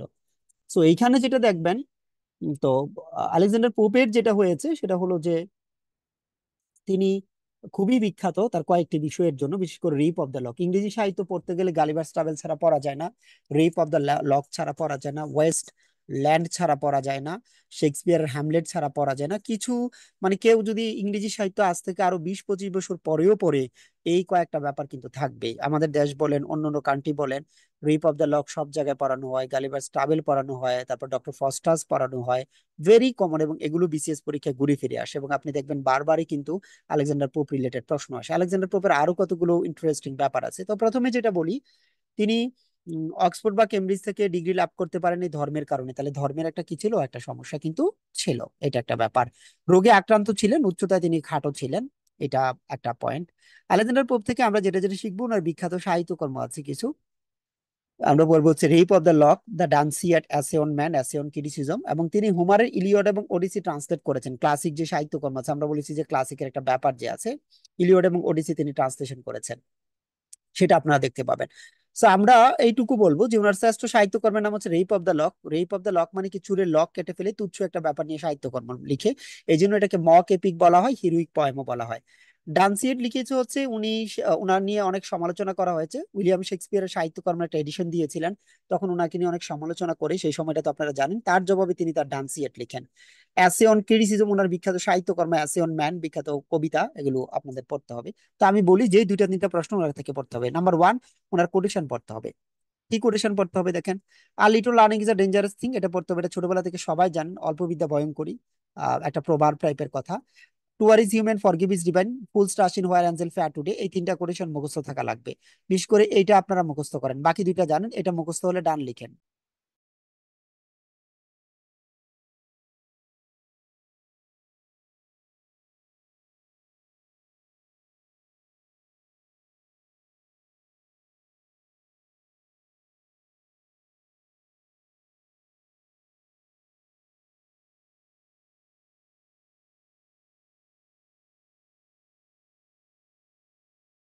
এই তিনটা কোটেশনে কি আমাদের ধর্মের কথা আছে, নীতি কথা আছে? আলেকজান্ডার পোপ, পোপ মানে তো ক্যাথলিক, তাহলে এই বিষয়টা আপনাকে কি করবে, হেল্প করবে।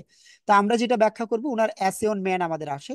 অ্যাসিয়ন ম্যান হচ্ছে হায়ারার্কির কথা বলা হয়, এটা অনেকটা হচ্ছে প্যারাডাইস লস্টের মধ্যে, এটা খুবই ইম্পর্টেন্ট ব্যাপার, এটা আপনারা মনে রাখবেন। আপনি যখন কোথাও চাকরি করবেন, চাকরি করার প্রথম নিয়ম, বস is always right, if boss is wrong follow the rule number one. চাকরি করতে গেলে আপনি যতই পণ্ডিত হন, আপনার উপরে যিনি বস থাকবে, প্রিন্সিপাল যিনি থাকবে, তিনি যেটা বলে সেটা সেটা আপনাকে মানতে হবে, এর উপরে কোনো কথা বলা যাবে না, boss is always right. So হায়ারার্কির কথা বলছে, স্রষ্টা আমাদেরকে সৃষ্টি করেছে, এবং মানুষের মতো করে এত বুদ্ধিমান তো কেউ না। সো মানুষ হচ্ছে শ্রেষ্ঠ প্রাণী, এই জন্য সে অন্যান্য প্রাণীকে ধরে ধরে খেয়ে ফেলে। আপনি কি করেন, প্রচুর হচ্ছে যে নদী থেকে মাছ ধরে খান, একদিন যদি মাছ আপনাকে খেয়ে ফেলে, সেটা নিউজ হয়ে যাবে। আপনি এত মাছ খাচ্ছেন, সেটা কোনো প্রবলেম না। গরু জবাই করে খাচ্ছেন, কোনো প্রবলেম না। একটা গরু আপনাকে মেরে ফেললে, মানুষ খেয়ে ফেললে, সেটাই হয়ে যাবে কি একটা problem. So the point is, মানুষ শ্রেষ্ঠ প্রাণী, সে অন্যদেরকে ডমিনেট করবে, এই জন্য এই হায়ারার্কির কথাটা বলা হয়েছে এই আছে অন ম্যানের মধ্যে। এবং এখানে একটা চমৎকার কনসেপ্ট আছে, hopes keeps a man alive and keep him happy. He continues to hope for a better future throughout his life. The poet calls death a great teacher because it teaches that our life in this world is very short. দেখেন, মৃত্যুটাকে তিনি চমৎকার ভাবে নিয়েছেন, কারণ মৃত্যুটাই আমাদেরকে শেখায় যে তুমি বেশি দিন নাই, তুমি অল্প দিন আছো পৃথিবীতে। এই ব্যাপারগুলো খুব ইন্টারেস্টিং ব্যাপার, এটা আপনাকে জানতে হবে। সো আমরা যেটা করবো, রেপ অফ দ্য লক নিয়ে কথা বলবো। রেপ অফ দ্য লকে সমাজের বিভিন্ন বিষয়ে স্যাটায়ার করা হয়েছে। যেমন দেখেন, ফ্যাশনেবল লেডিদেরকে স্যাটায়ার করা হয়েছে, তারা অনেক বেলায় ঘুম থেকে উঠবে, প্রচুর সাজুগুজু করবে, হ্যাঁ ঠিক আছে, আবার সাজার পর আবার চেঞ্জ করবে, এটা সুন্দর হয় না, আবার আরেকটা সাজবে, এইভাবে তারা কি চায় কি চায় না নিজেরও কিন্তু জানে না। হ্যাঁ, সো এই ধরনের ব্যাপারটাকে নিয়ে স্যাটায়ার করা হয়েছে। তো আমাদের নায়ককে কোনো উপায়ে নায়িকা পাত্তা দিচ্ছে না। তো সে কি করলো, একদিন কি করলো, ওনার চুলের লক কেটে ফেললো। ওনার চুলের যে লক কেটে ফেললো, এখন এই লক উদ্ধার করার জন্য রীতিমতো একটা যুদ্ধ হচ্ছে, সংগ্রাম হচ্ছে, তুচ্ছ একটা ব্যাপার নিয়ে মহাকাব্য লিখে ফেললো। সো এই যে ব্যাপারটা হচ্ছে, এটাকে বলা হয় যে আপনার মক হিরোইক পয়েম বলা হয়। তো এই চুলের লক শেষ পর্যন্ত তিনি আর রক্ষা করতে পারলেন না। ফাইনালি যেটা হয়, দেবতারা বললো তুমি আর চুলের লক পাবা না, এই চুলের লক দিয়ে তারকা তৈরি করা হয়েছে, এবং কবিরা এই তারকা দেখবে এবং অমর সব কবিতা লিখবে। এবং সন্ধ্যার পরে পশ্চিম আকাশে বেলিন্দার চুলের লক দিয়ে তৈরি করা তারকাটা দেখতে পাবেন। প্রায় সময় আমার সাথে কথা হয়, আপনারা চাইলে কথা বলতে পারেন। সো ফ্যাশনেবল লেডিদেরকে স্যাটায়ার করা হয়েছে এই রেপ অফ দ্য লকের মাধ্যমে।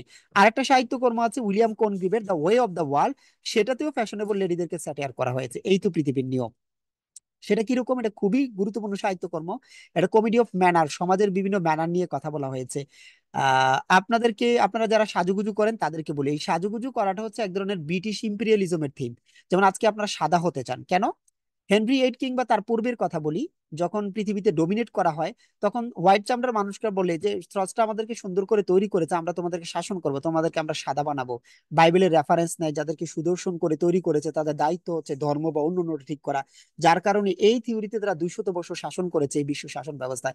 আজকে যেসব মেয়েরা ফেয়ার অ্যান্ড লাভলির অ্যাড দেখে খুব সুন্দরী হওয়ার চেষ্টাটা করছে এবং প্রচুর সাজুগুজু করছে, এটা হচ্ছে ইম্পিরিয়ালিজমের একটা বৈশিষ্ট্য, অন্যদেরকে ডোমিনেট করার জন্য। আপনি যা আছেন তা, কিন্তু আপনি যা নেই, আপনি সুস্থ থাকবেন, আপনি হচ্ছে যে এক্সারসাইজ করবেন, দেন ইটস ফাইন। কিন্তু পার্লারে গিয়ে যে উপরে 2টা 3টা স্তরের যে মেকআপটা করছে, এটাও একটা ইম্পিরিয়ালিজমের কাহিনী। এটা দ্বারা তিনি অন্য কাউকে ডোমিনেট করার চেষ্টা করছে, হোয়াইট হওয়ার চেষ্টা করছেন। This is the big point. So এই যে ফ্যাশনেবল লেডিদের এখানেও স্যাটিয়ার করা হয়েছে, তবে এখানে বিয়ে সংক্রান্ত ব্যাপারগুলো বলা হয়েছে, সমাজের ব্যাপারগুলো বলা হয়েছে। যেমন এখানে দেওয়া আছে, the play makes it clear that immoral practices and infidelity dominate the society. Men and women are engaged in extramarital affairs. They are suffering from moral degradation. Husbands and wives cheat each other. Lover deceives his beloved and vice versa. তো সমাজে যে একে অপরের সাথে প্রতারণা করছে, এই বিষয়টা তুলে ধরা হচ্ছে, এটাকে বলা হয় কমেডি অফ ম্যানার। তাহলে দুইটা সাহিত্যকর্ম খুবই গুরুত্বপূর্ণ, উইলিয়াম কোনগ্রিভের ওয়ে অফ দ্য ওয়ার্ল্ড এবং আমরা আলেকজান্ডার পোপের the rape of the lock. আমরা এখন প্রশ্নে সলভে যাব, চলেন এগুলো সলভ করেন। 1 থেকে 6 সলভ হলে ডান লিখবেন।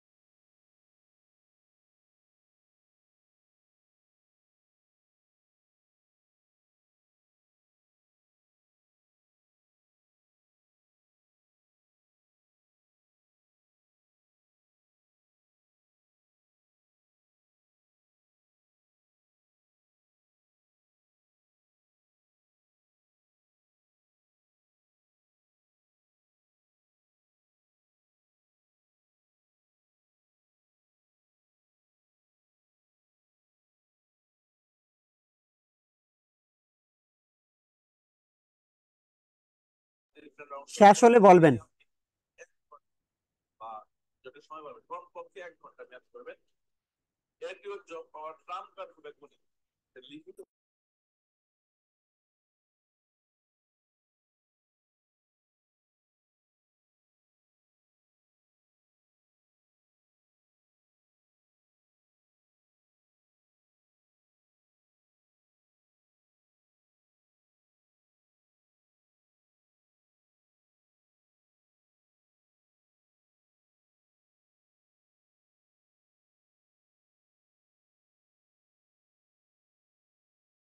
শেষ হলে ডান লিখেন, আনসার দিব।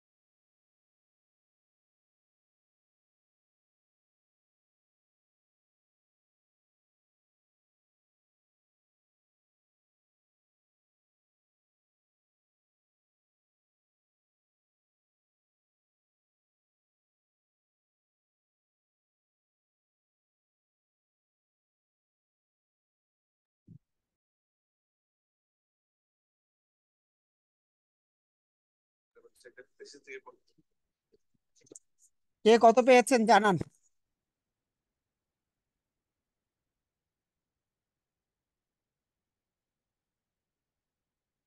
ওকে, কোনোটা প্রবলেম থাকলে বলেন।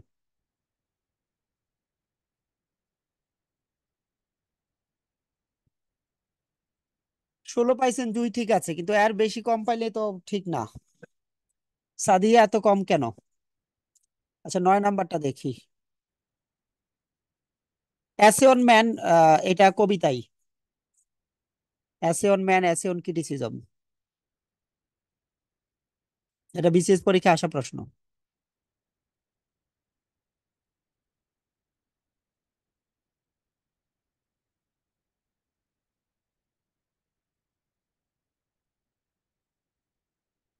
ওকে, আমরা আজকে হচ্ছে আমাদের ক্লাসের ফাইনাল পার্টে আমরা যাচ্ছি, ঠিক আছে? আবার বলেন, পত্র উপন্যাস ইংরেজি কি, কে বলতে পারবেন? আনমিউট করে বলেন, পত্র উপন্যাস ইংরেজি জানা Picaresque, আছে sir. কারো? হ্যাঁ হ্যাঁ, Picaresque. পিকারেক্স Sir, পত্র sir, উপন্যাস P না, দিয়ে। ও আচ্ছা। এটা তো ভবগুরু টাইপের। আচ্ছা, বাংলা সাহিত্যের একটা পত্র উপন্যাসের নাম বলেন, আনমিউট করে বলেন অথবা নাম লিখেন। কাজী নজরুল ইসলামের বাঁধনহারা। ঠিক আছে, গুড। সো আমরা যে পত্র উপন্যাসের কথা বলছি, ইংরেজি সাহিত্যে এরকম পত্র উপন্যাস লিখেছেন স্যামুয়েল রিচার্ডসন। তো স্যামুয়েল রিচার্ডসন যে কাজটা করেছেন, এপিস্টোলরি হচ্ছে পত্র উপন্যাস ইংরেজি, এপিস্টোলরি নোবেল। তো তিনি ইংরেজি সাহিত্যের প্রথম রোমান্টিক উপন্যাস পামেলা লিখেছেন। তো পামেলা পড়বেন, পামেলা, পামেলা গো পামেলা, আর বারিশ না ঝামেলা। ইংরেজি সাহিত্যের প্রথম রোমান্টিক উপন্যাসের নাম হচ্ছে কি আমাদের পামেলা। এবং নারী কেন্দ্রিক লিখেছেন একটা ক্লারিসা, একটা ভালো ছেলেকে নিয়ে লিখেছেন স্যার চার্লস গ্র্যান্ডিসন। ছেলেরা তো সবসময় ভালো হয়। দুটা মেয়েকে কেন্দ্র করে লিখেছেন আর একটা ছেলেকে কেন্দ্র করে লিখেছেন। তাহলে ইংরেজি সাহিত্যের প্রথম রোমান্টিক উপন্যাসের নাম পামেলা, আর পামেলা হচ্ছে একটা পত্র উপন্যাস। এটা কি ক্লিয়ার সবার কাছে? ইংরেজি সাহিত্যে রোমান্টিক উপন্যাসের নাম কি? পামেলা।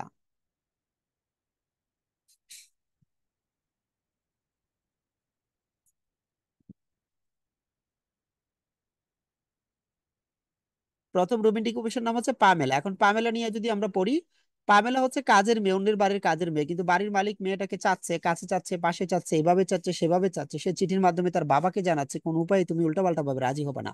তো একদিন আমরা যেটা বলি যে পামেলা যেটা করলো সেটা হলো যে রাজি হয়ে গেল। কেন? বাড়ির মালিক তাকে বললো যে তুমি আমাকে বিয়ে করো, বিয়ের জন্য রাজি হয়ে গেল। তার একটা কাজের মেয়ে বিয়ে করে বাড়ির মালিক হয়ে গেল।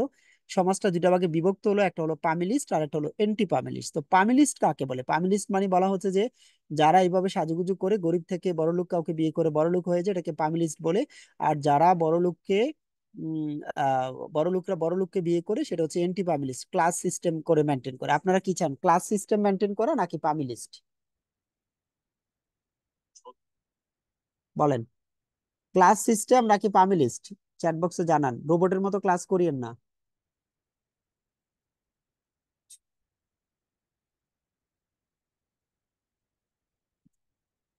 মানে ক্লাস সিস্টেম মেনটেন করা, কাউকে সুবিধা দিবেন না, অন্তরা ক্লাস সিস্টেম মেনটেন করা, গুড, সেটাই ভালো।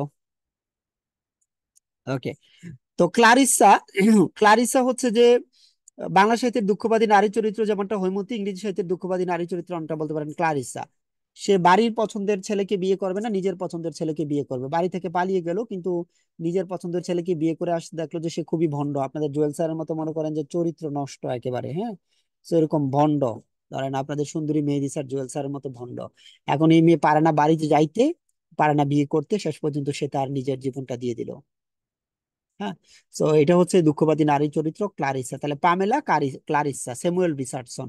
তো স্যামুয়েল রিচার্ডসন এগুলো লিখতে পারছে কিভাবে? তিনি প্রিন্টিং প্রেস কারখানায় কাজ করতেন, যে যারা চিঠিপত্র লিখতে পারতেন না ওর কাছে এসে বলতেন যে তুমি আমার জন্য পত্র লিখে দাও। এই জন্য নরনারীর মনের কথাগুলো তিনি জানতে পারতেন। ছোটবেলায় দেখেছেন না, আহ স্বামী বিদেশ, মনে বড় কষ্ট, চিঠি লিখতে আসে, ওগো শুনছো, ওগো আমার ময়না টিয়া গুলুগুলু, আমার এরকম হয়েছে সেরকম হয়েছে, তুমি আসো তাড়াতাড়ি, না হলে আমি চলে যাব বাবার বাড়ি। এই যে নরনারীর মনের কথাটা তিনি জানতেন।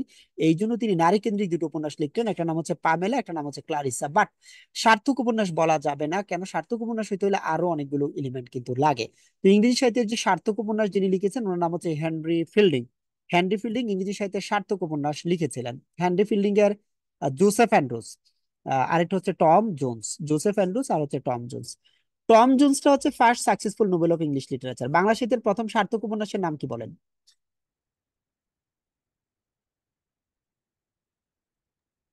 দুর্গেশ নন্দিনী। বাংলা সাহিত্যের প্রথম সার্থক উপন্যাসের নাম? দুর্গেশ নন্দিনী। দুর্গেশ নন্দিনী। ইংরেজি সাহিত্যের সার্থক উপন্যাস বললে আমরা বলি কি টম জোন্সকে বলি। বাংলা সাহিত্যের প্রথম রোমান্টিক উপন্যাসের নাম কি বলেন?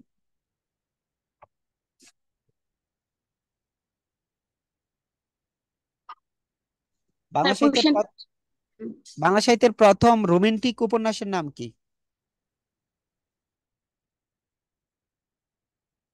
কপালকুণ্ডলা।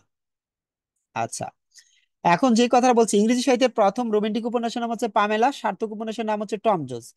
টম জোন্সের প্রথমে তার জন্ম পরিচয় নাই, সে যেটা মন চায় সেটাই করে, ববগুরু টাইপের চরিত্র ঠিক নাই। আপনারা পড়বেন হচ্ছে টম জোন্স টম জুয়েল, দেন জুয়েল স্যারের চরিত্র, টম জোন্সের চরিত্র কিভাবে কে ধরে আছে দেখেন। মিলি কিনা দেখেন, আমি কি বানাই বলি মিথ্যা বলি, দেখেন তো মিলি কিনা। দা হুলু আর লাভ টম জোন্স, সে কাউকে নিষেধ করতে পারে না। আপনাদের জুয়েল স্যার হচ্ছে নারী জাগরণের অগ্রদূত, অসংখ্য রমণীকে ঘুম থেকে জাগিয়েছেন। তো এই টম জোন্সের চরিত্র, কিন্তু তার একটা প্রকৃত প্রেম হয়, সোফিয়া নামক একটা মেয়ের সাথে প্রেম হয়। তো সোফিয়ার বাবা মা বললো যে না, টম জোন্সের পরিচয় নাই, সে তো ভণ্ড, তার সাথে বিয়ে দেবো না। সোফিয়া বললো প্রয়োজন হলে আমি আমার ভালোবাসা নিয়ে কবরে চলে যাব, তারপরে আমি অন্য কাউকে বিয়ে করবো না। কিন্তু শেষ পর্যন্ত টম জোন্সের জন্ম পরিচয় জানা গেল, তার অর্থ সম্পদ আছে, বিয়ে দিতে রাজি হলো, সোফিয়া তাকে বিয়ে করলো। তবে সে শুদ্ধি পরীক্ষা দিয়ে তারপরে বিয়ে করলো। কেন এটা সার্থক উপন্যাস? প্রথমে ধর্ম আছে, অ্যাডভেঞ্চার আছে, লাভ আছে, মানব জীবনের যতগুলো উপাদান সবগুলো এখানে আছে, এই জন্য এটাকে বলা হয় first successful Nobel of English literature. So literature represent our life actually. যেমন মিস্টেকের কথা বলি, চীন দেশে একটা প্রবাদ আছে, যে ছেলে বিজনেসে লস করে না তার কাছে মেয়ে দিব না। কেন দিব না? তুই তো জীবনে লস করিস না, তোর কাছে আমরা মেয়ে দিবে কেন? তো এটাকে বলা হচ্ছে যে আপনার mistake is a great part of life and some of you are afraid of making mistakes. Make mistakes and you will learn everything. ভুল করতে থাকুন, আপনি কিন্তু শিখে যাবেন। সো এটা হচ্ছে একটা গুরুত্বপূর্ণ ব্যাপার। তো এই যে টম জোন্স আছে, এটা হচ্ছে first successful Nobel of English literature বলা হয়। এখন একটু আগে পামেলা বলছিলাম না, পামেলাকে প্যারোডি করে তিনি লিখেছেন জোসেফ অ্যান্ড্রুস। পামেলাকে প্যারোডি করে লিখেছেন জোসেফ অ্যান্ড্রুস। আপনারা জোসেফ অ্যান্ড্রুসের পাশে লিখে রাখেন পামেলার ছোট ভাই। জোসেফ অ্যান্ড্রুসের পাশে লিখে রাখেন পামেলার ছোট ভাই।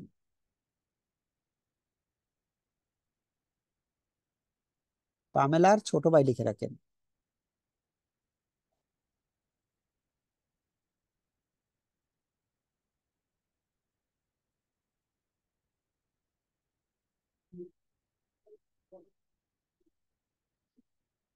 পামেলার ছোট ভাই কেন বলছে? পামেলা যেমন হচ্ছে যে আপনার কাজের মেয়ে ছিলেন, পামেলার ছোট ভাই হচ্ছে কাজের ছেলে, সে অন্যের বাড়িতে কাজ করে।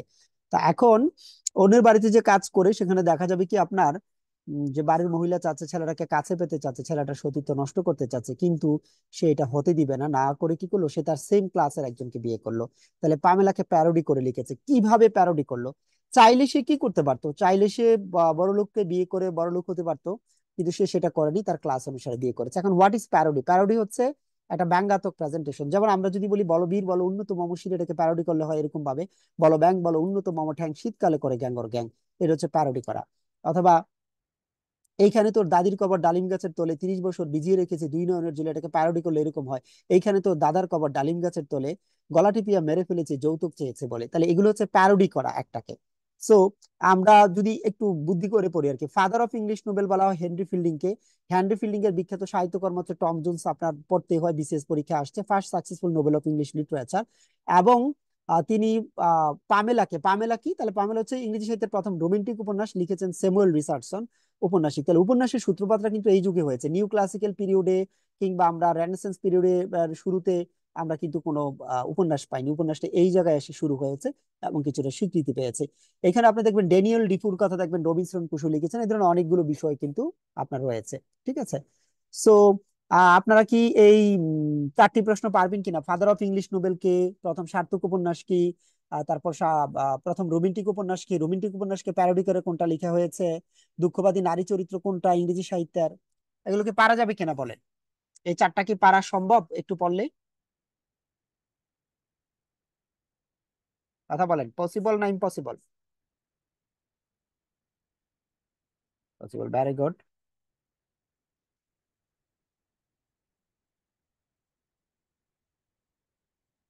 ওকে, স্যামুয়েল জনসন থেকে আমরা যেটা পড়বো সেটা আপনারা সবাই জানেন। স্যামুয়েল জনসন মানে হচ্ছে কি ফাদার অফ ইংলিশ ডিকশনারি বলা হয়। 1755-এ তিনি প্রথম ডিকশনারিটা লিখেছেন। 1755-এ, খুবই গুরুত্বপূর্ণ, সেটা আপনাদেরকে পড়তে হবে। আমি এখন একটা প্রশ্ন পড়াবো যেটা বারবার বিসিএস পরীক্ষায় আসছে। বাংলা সাহিত্যের শ্রেষ্ঠ একটা কবিতার নাম বলেন। 4টা 5টা কবিতা বলে কোন কবিতার কথা বলা হয় বাংলা সাহিত্যে, বলেন। বিদ্রোহী। Okay fine. আর কবর। আর ওকে, বাংলা সাহিত্যের সেরা একটা কবিতা যেমন কবর, তেমনি ইংরেজি সাহিত্যের খুবই চমৎকার একটা কবিতার নাম হচ্ছে থমাস গ্রে। তো থমাস গ্রে এর কবিতা হচ্ছে যে elegy written in a county churchyard. So এটা ওনাকে গোরস্থানের কবি বলা হয়। বাংলা সাহিত্যের জসীমউদ্দিনকে যেমন আপনি গোরস্থানের কবি বলতে পারেন, তাহলে Thomas Gray elegy written in county churchyard এটাও একটা গোরস্থানের কবি হতে পারে। তো এইখানে বিখ্যাত যে ব্যাপারটা হচ্ছে elegy written in a county churchyard, এখানে তিনি অসংখ্য মৃত্যুকে ব্যাখ্যা করছেন, গ্লোরিফাই করছেন। এবং তিনি এই ওপেনিং লাইন হচ্ছে এরকম: the curfew tolls the knell of parting day, the lowing herd wind slowly over the lea, the ploughman homeward plods his weary way and leave the world to darkness and to me. তো এই ইংরেজি সাহিত্যের এটার মধ্যে অনেক কিছু আছে। The curfew tolls the knell of parting day মানে কি আজকে বিদায়ের দিন। মূলত হচ্ছে আহ নেল নেল মানে হচ্ছে যে কেউ মরলে ঘন্টা বাজা, যেটা তো এখানে বলছে যে দিনের ঘন্টা। তো দিনের ঘন্টার সাথে তিনি একদম বিদায়ের ঘন্টা ব্যাখ্যা করেছে, তার মানে আজকের দিন শেষ মানে কি আমাদের জীবন শেষ। এভাবে একদিন রাখাল বালকরা যেমন আজকের কাজ শেষে বাড়ি ফিরে যায়, আমাদের জীবনেও একদিন আমরা কি করব, সমস্ত কাজকর্ম শেষ করে আমরাও কিন্তু বাড়ি ফিরে যাব। তো এই যে কনসেপ্টটা আছে এটা এখানে ব্যাখ্যা করা হয়েছে। কবর কবিতা যেমন অসংখ্য মৃত্যুকে স্মরণ করা হয়েছে, এখানে অসংখ্য মৃত্যুকে স্মরণ করা হয়েছে। এবং আরেকটা ব্যাপার সিম্পলিফাই করেছে, মৃত্যু এমনই একটা ব্যাপার যে দ্য পুয়ার দ্য রিচ সব এক করে দিবে, তাই আমাদের টেনশন নেওয়ার কিছু নাই। তো মৃত্যুর মাধ্যমে আমরা কিন্তু সব কি হয়ে যাব, এক হয়ে যাব, গরিব ধনী কিছুই থাকবে না। সো এক করে দিবে। কবর কবিতায় সর্বশেষ কার মৃত্যুর কথা স্মরণ করা হয়েছে বলেন। কবর কবিতার লাস্ট কার মৃত্যুর কথা স্মরণ করা হয়েছে?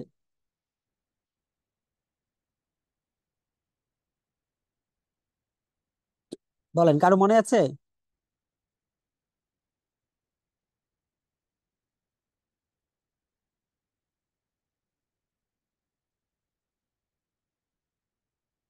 কবর কবিতে সর্বশেষ কবিতার মৃত্যুর কথা স্মরণ করেছেন, তাহলে এখানেও লেখক তার মৃত্যুর কথা স্মরণ করেছেন। ভেরি ভেরি ইম্পর্টেন্ট কোটেশন হচ্ছে: the curfew tolls the knell of parting day, the ploughman o'er the lowing herd wind slowly over the lea. মুখস্থ করেন: lowing herd wind slowly over the lea, the lowing herd wind slowly over the lake, the plowman homeward plots his weary way and leave the world's darkness and to be। আমাকে অন্ধকারে রেখে, সারা পৃথিবীটাকে অন্ধকারে রেখে। Very very important. Bangla সাহিত্যের আলাউলের তোহফার নাম শুনেছেন কেউ? মনে আছে আলাউলের তোহফা? নীতি শিক্ষামূলক সাহিত্যকর্ম শুনেছেন কেউ?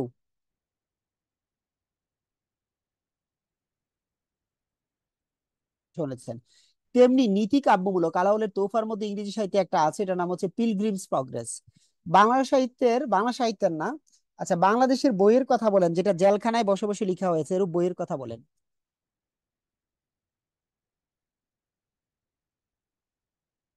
জেলখানায় বসে লেখা হয়েছে এরূপ বইয়ের কথা বলেন।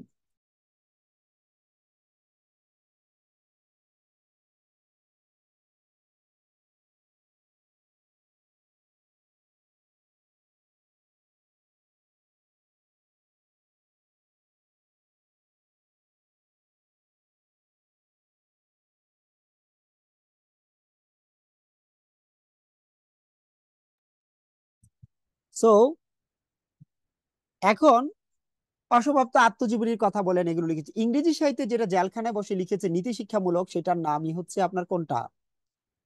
পিলগ্রিমস প্রগ্রেস, আত্মশুদ্ধি লাভের জন্য। এটা আপনি পড়ার কৌশল কি, প্রথমে রেস্ট্রিকশন পিরিয়ডে এসে বললো যে তোমাদের কারণে তো আমার বাবার হত্যা হয়েছে, হয় তুমি ধর্মচর্চা বন্ধ করো না হলে জেলে যাও। অনেকটা মনে করতে পারেন যে জামাত শিবিরের লোকজনকে ধরে ধরে জেল দেওয়া হয়েছে, ফাঁসি দেওয়া হয়েছে, এবং একটা হুজুর কিছু করলে হয়ে যায়, এদিকে দেশ বিক্রি করে দিচ্ছে, গোপালগঞ্জ কিনে ফেলতেছে, সংসদে ডিরেক্টলি অপমান করে কথা বলতেছে, কোনো লাভ কিন্তু নাই। কিন্তু একটা হুজুর যদি আজকে এরকম হইতো, যেমন মতিউরের মতো যদি বা বেনজিরের মতো একটা দাড়িওয়ালা লুক হইতো, তাহলে আজকে দেশ পুরা কেমত অবস্থা হয়ে যেত। কারণ এদেশে ভালো মানুষ থেকে ভণ্ড মানুষের সংখ্যাটাই কিন্তু বেশি।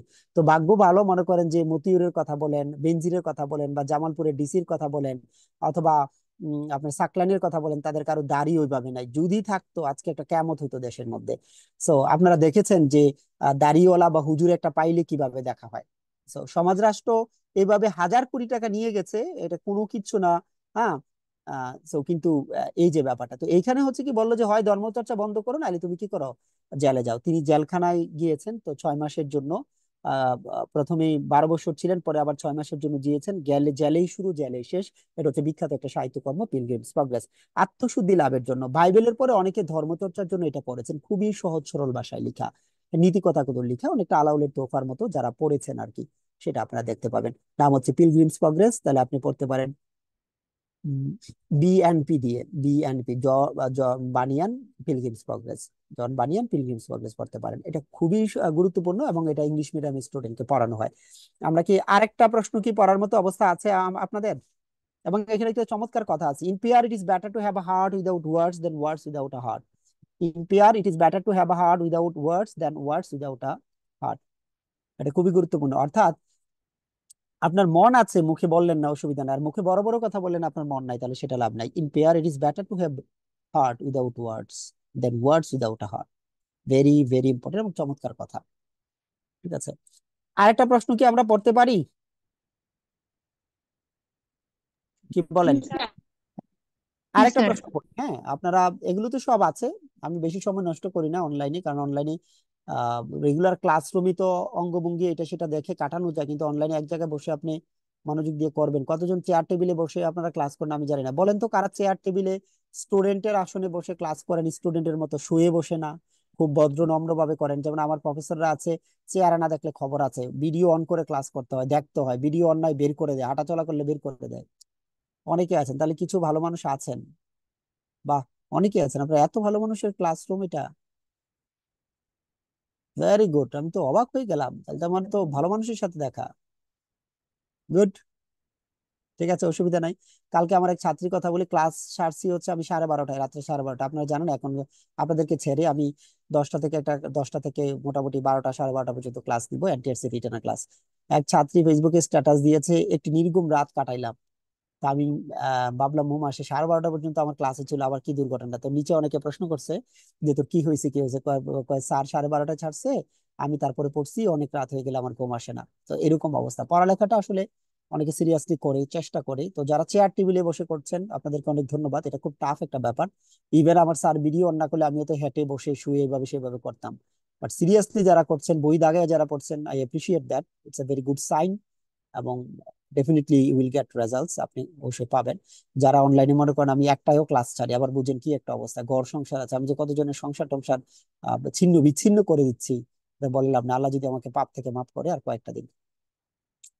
ড্যানিয়েল ডিফো, মাঝে মাঝে হেনরি ফিল্ডিং না থাকলে ফাদার অফ ইংলিশ নোবেল বলা হয় ড্যানিয়েল ডিফোকে।